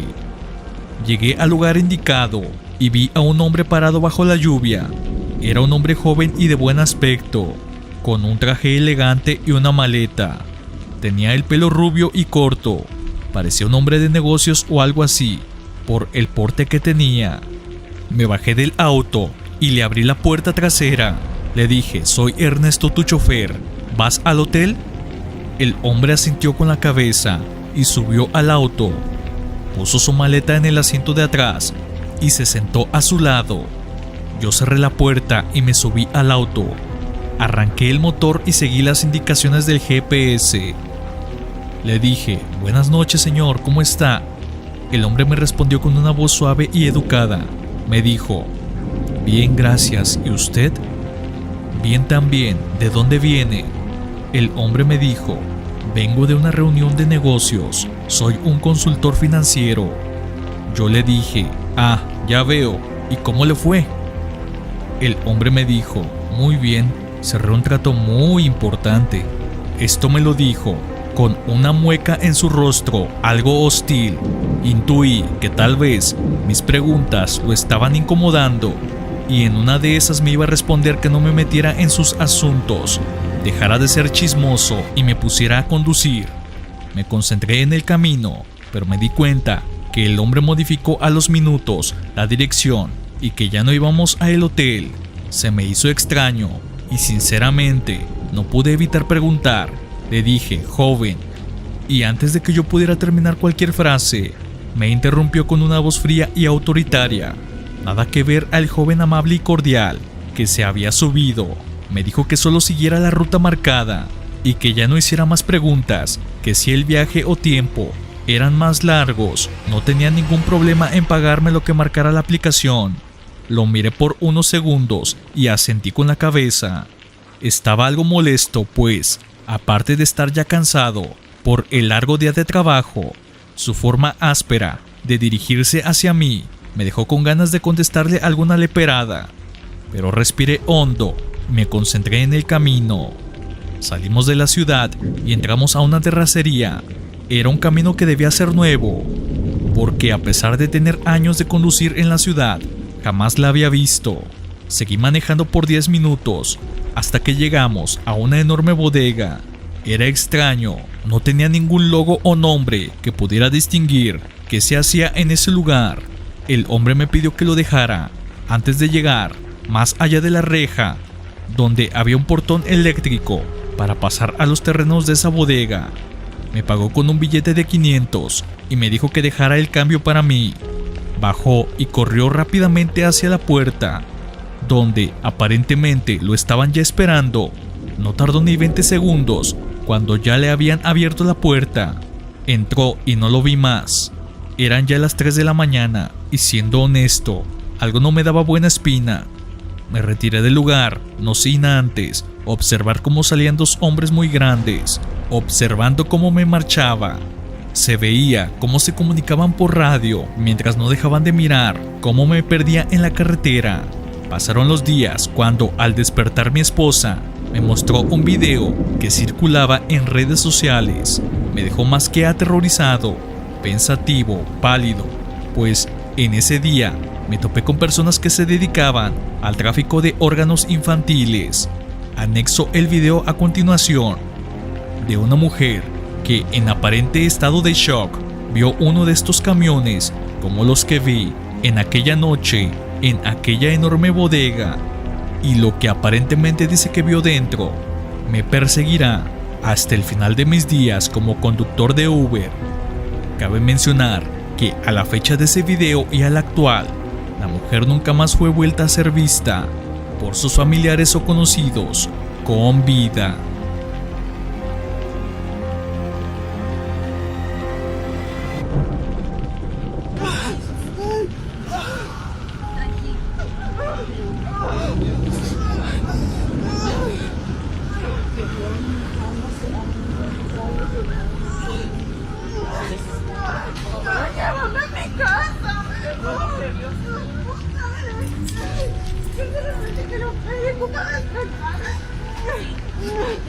Ya se extraña mucho, señora.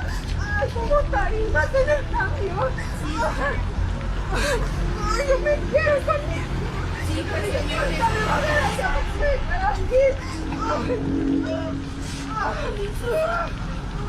tranquila, por favor. ¿Se quiere ir a su casa? Sí, me quiero ir. Primero necesita tranquilizarse, porque si llega hacia su casa, los va a asustar. Cuida a los niños. Sí, yo no sé qué le pasó. ¿Qué le pasó?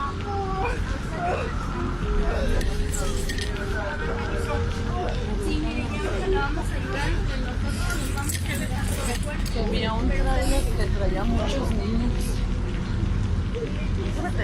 Sí, está pasando eso. Sí, está pasando eso. Yo también a ellos, yo les digo que no. Había trabajado como conductor de Uber durante casi 2 años y pensaba que había visto de todo. Sin embargo, una noche cambió mi percepción para siempre. Radico en el Estado de México y, si bien soy consciente que hay zonas donde no se debe ni siquiera tomar los viajes, mis años viviendo en estas zonas creí que me garantizaban inmunidad ante los frecuentes asaltos e inseguridad que se vive aquí. Era cerca de la medianoche cuando recibí una solicitud de viaje desde una zona que no reconocía del todo. Al llegar al punto de recogida, me encontré en un terreno baldío, iluminado solo por una lámpara pública que estaba dando las últimas con la tenue luz que emitía. Esperé por 5 minutos y no veía a nadie. Antes de que pudiera cancelar el viaje, 2 hombres emergieron de una casa que estaba en aparente obra negra.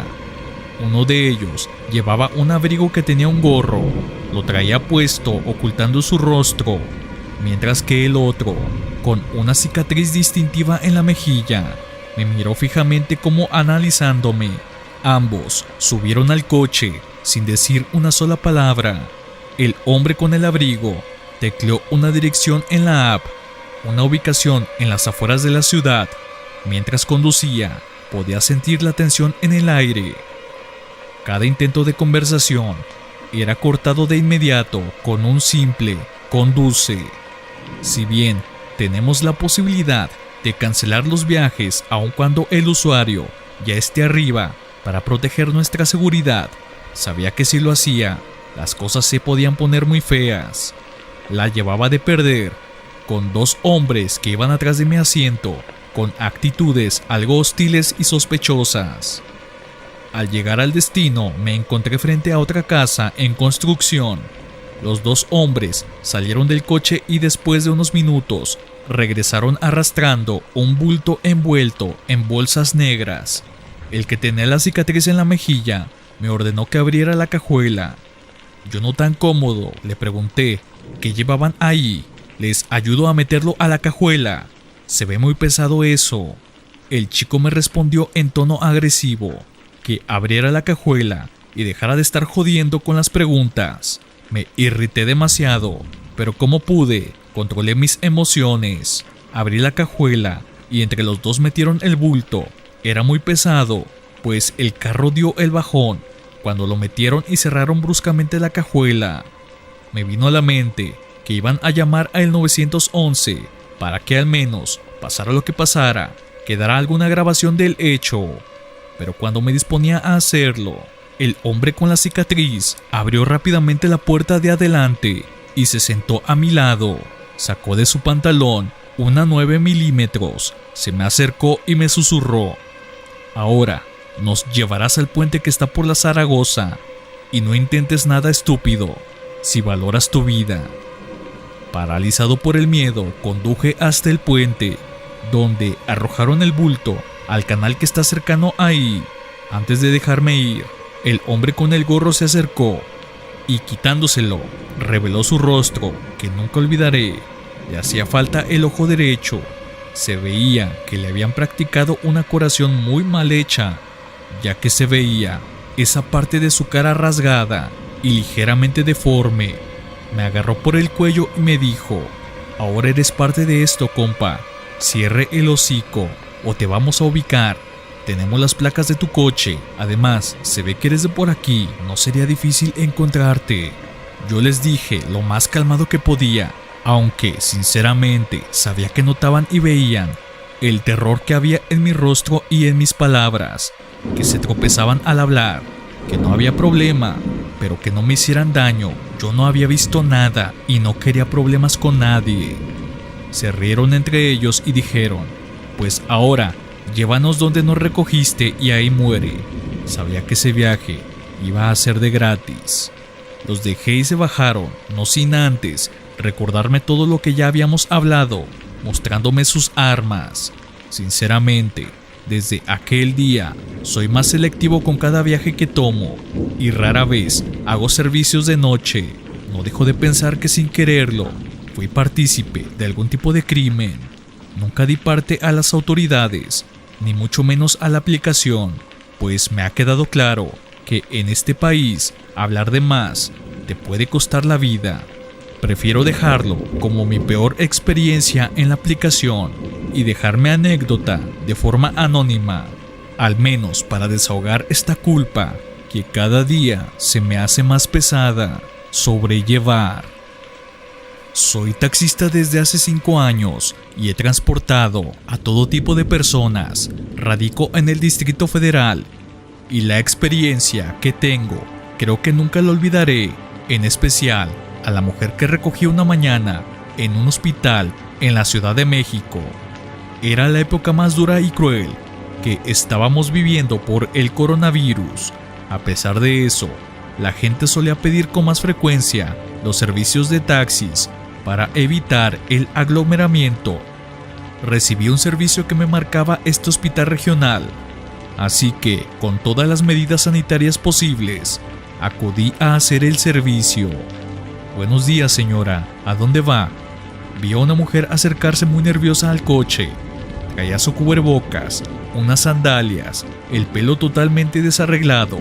Daba la impresión que no se había bañado en varios días. Pero lo que más me impresionó es que venía vestida con una bata de hospital.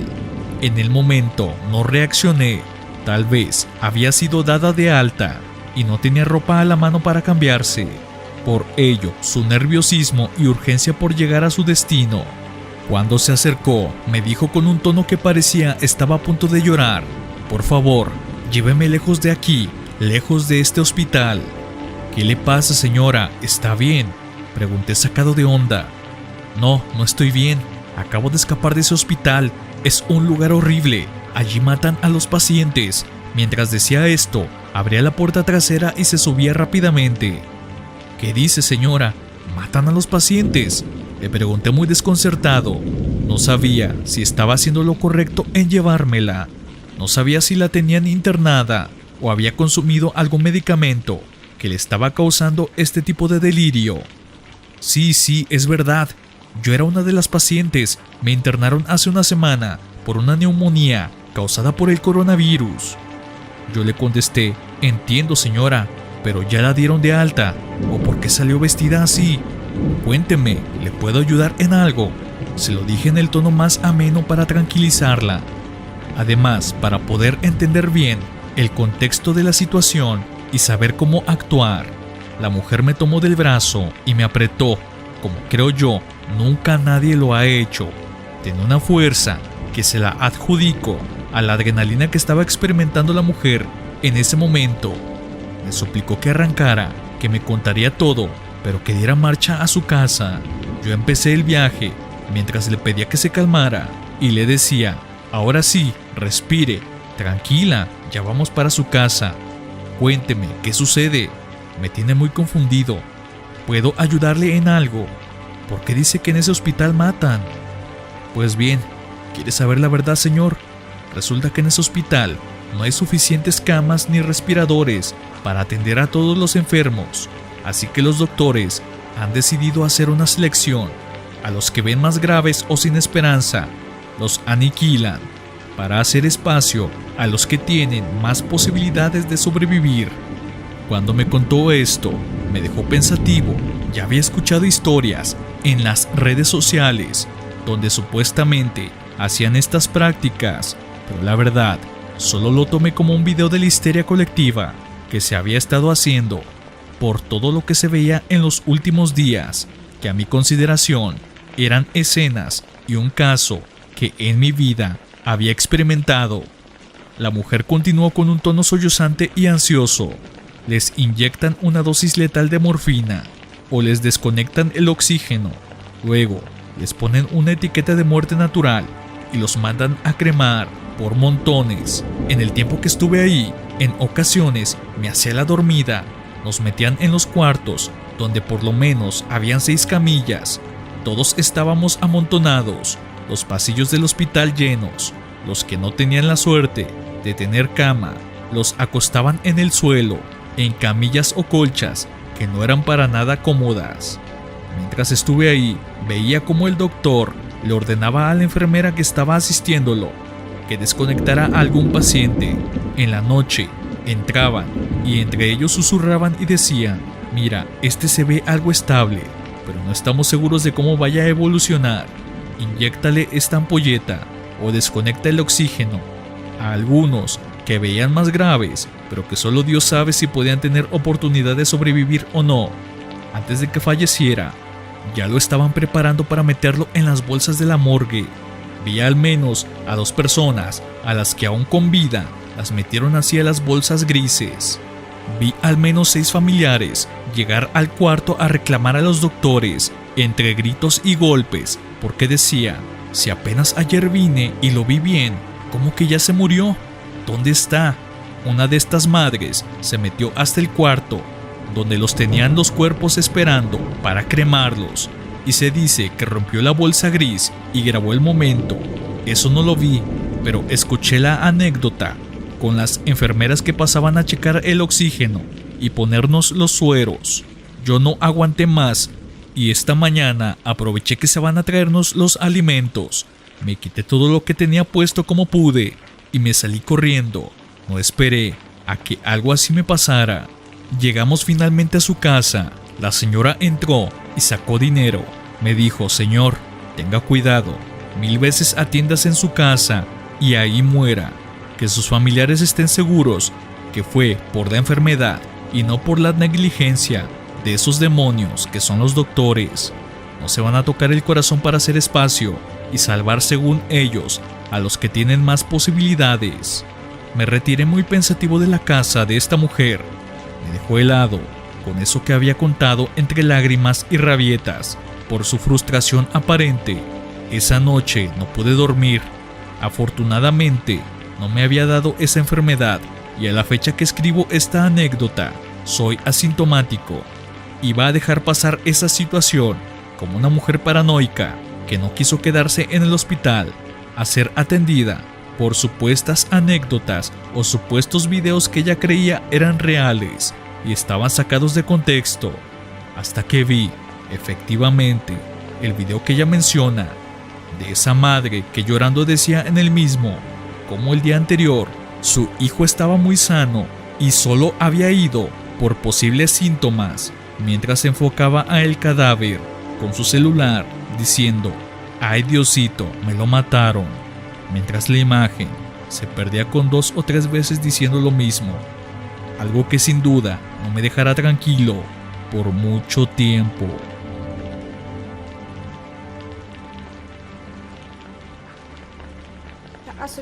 Desde 2018, director general del Servicio de Urgencias del Hospital Montichiari en Lombardía, una región que en marzo se vio fuertemente golpeada por la pandemia. El médico Carlo Mosca se desempeñó ahí hasta ahora, que Italia se horroriza con las acusaciones que pesan contra él y que le cuestan en este momento arresto domiciliario a la espera del juicio. Administró Propofol y succinilcolina, 2 fármacos anestésicos y de efecto de bloqueo neuromuscular, que se suelen utilizar en la fase inmediatamente anterior a la sedación, a la intubación del paciente, que debe administrarse de acuerdo a un protocolo muy rígido. Fármacos letales que este doctor habría administrado a pacientes con coronavirus con un solo objetivo: liberar camas. Así al menos lo declaran funcionarios del hospital que lo denunciaron a las autoridades. También se le acusa de no intubar a los enfermos cuando lo necesitaban. La jueza a cargo del caso, Ángela Corvina, cree que el médico tenía plena conciencia de lo que hacía y clara voluntad de matar. Hasta ahora, entre las posibles víctimas mortales del médico se encuentran 2 hombres de la tercera edad. Sin embargo, las autoridades italianas se encuentran investigando otras 3 muertes anormales que abren la posibilidad a una lista más amplia de asesinatos. Pese a que el médico ha negado lo ocurrido, ha sido acusado de doble homicidio agravado y falsedad de escritura pública. Nunca registró en la ficha clínica los medicamentos que ordenó administrar a esos pacientes. Mi nombre es Jorge, tengo ya 60 años y hace poco decidí jubilarme. Era chofer de Uber y lo hacía solo para distraerme. Tengo una pensión del gobierno y mis 2 hijos me apoyan lo suficiente para no carecer de nada. Pero una de las últimas experiencias que tuve antes de renunciar me dejó pensando en algo que cada mañana que despierto me hace recordar que mis días en esta tierra están contados y que por mi edad y el orden natural de la vida, pronto estaré cara a cara con el pasajero que en aquella ocasión llevé sin querer. Era una noche de invierno y la niebla cubría las calles de la ciudad. Ya estaba más que agotado. Me faltaban 2 horas para terminar mi turno de ese día, cuando cayó un servicio cercano. Era un hospital muy antiguo de mi ciudad de Guadalajara. Las personas que sean de esta bella ciudad tapatía sabrán muy bien de cuál estoy mencionando. La solicitud la hizo un joven, tendría aproximadamente 35 años de edad. Lo llamaremos Alberto, por respeto a lo que les voy a contar, pues no fue cualquier usuario de los que tradicionalmente suben y después olvido con facilidad, más allá del hecho de que trato con muchos clientes a lo largo de mi día, sino por mi edad y deterioro de mi memoria. Al llegar por él, subió al coche. Nunca olvidaré la tremenda sonrisa que tenía el joven. Me indicó una ruta cercana para llegar más rápido a su casa. No podía evitar mirarlo y sentir esa curiosidad de su alegría. Además, iba a ser más ameno el viaje. Le pregunté a qué se debía esa sonrisa. Me comentó jubiloso a que estaba terminando unas quimioterapias y estaba feliz, pues aparentemente el cáncer al que se había enfrentado por varios años estaba ya desapareciendo y siendo controlado. Comenta con esa sonrisa que no había sido algo fácil para él y sus familiares, pero que gracias a Dios faltaba muy poco para que lo dieran de alta y por fin presumir que había vencido a ese monstruo. Su serenidad y paz que irradiaba en estas últimas palabras me transmitieron un alivio extraño, como si la noticia fuera más mía que de él, de una enfermedad que claramente no tengo yo. Le dije con la más sincera de mis sonrisas que me alegraba por él. Se veía que tenía un futuro por delante muy prometedor. El final del camino estaba hablando con gran pasión de los proyectos que había hecho con sus papás y hermanos, de un emprendimiento en línea que quería hacer y un canal de YouTube para poder hablar sobre su proceso e inspirar a otros más a superar esta cruel enfermedad. Llegamos a su casa y antes de que él bajara, lo miré por última vez para decirle cuánto había sido del viaje, pero fue extraño. Creí que mi visión estaba tan cansada que veía detrás de él una mancha negra, algo borroso. Me tallé rápidamente los ojos mientras el chico sacaba su dinero de la cartera para pagarme el viaje, pero al voltear de nuevo, esta mancha oscura se había hecho más presente. Limpié el retrovisor pensando que algo lo había hecho ensuciarse, pero no, mis ojos no veían más que la cara del chico y esa mancha oscura. Sentí un escalofrío que rompió por completo, al menos para mi percepción, el aura tan alegre y llena de paz de ese momento. El chico me pagó y bajó del carro. Yo estaba algo confundido e inquieto. Creí que al haber trabajado tanto ese día, me había descompensado el azúcar o dado algún ataque de ansiedad y por ende mi visión se hizo borrosa y sentía ese escalofrío que me llegó hasta los huesos. Miré cómo el joven entraba a su casa, pero para mi sorpresa, ahora no vi una mancha. Vi una enorme silueta negra que parecía una sombra que iba detrás de él. Por la hora del día, pensé que estaba viendo la sombra del chico, que se distorsionaba y la hacía ver así de grande. Me retiré y decidí irme a casa. A los 3 días, pasé por ese mismo lugar a dejar a un cliente cercano ahí. La verdad, no recordaba ya el joven. Vi que una de las calles estaba tapada por unas sillas y le dije a mi pasajero: ya ni la muelan, siempre haciendo fiestas y tapando las calles como si fueran ellos los dueños. Cuando el hombre con una sonrisa nerviosa me dijo: no señor, busque otra ruta. Se me pasó decirle que por esta calle nos iba a ser imposible pasar. Ayer falleció una persona que vivía en esta calle. Suelen hacer eso normalmente. ¿No es usted de aquí? Antes de responderle a su pregunta, me llegó el recuerdo del joven que dejé en esa calle hacía 3 días. Le dije: señor, usted que vive por aquí, y no es por ser metiche, pero murió una mujer, ¿un señor mayor? Me contestó algo desconcertado, como si notara mi preocupación en el tono de mi voz. No, amigo, era un muchacho, tenía cáncer, a lo que cuentan en la colonia, y pues no la libró. Dejé lo más rápido que pude al usuario y ya no dije nada más. ¿Cómo era posible si hacía 3 días lo vi tan lleno de vida y entusiasmado por tantas cosas que tenía por delante? Son cosas y misterios que a pesar de mi edad no logro y creo no lograré comprender. Lo único que sé es que sea como sea, ese ser que vi como mancha y silueta era ese con el que tarde que temprano, cada que me levanto recuerdo. También a mí en algún momento y la voluntad del Creador me visitará. Trato de vivir más consciente y más agradecido por los momentos que estoy aquí con mi familia y amigos, pues no sé si el día de mañana sea yo quien tenga a mi lado esa silueta avisándome que ha llegado mi hora de partir.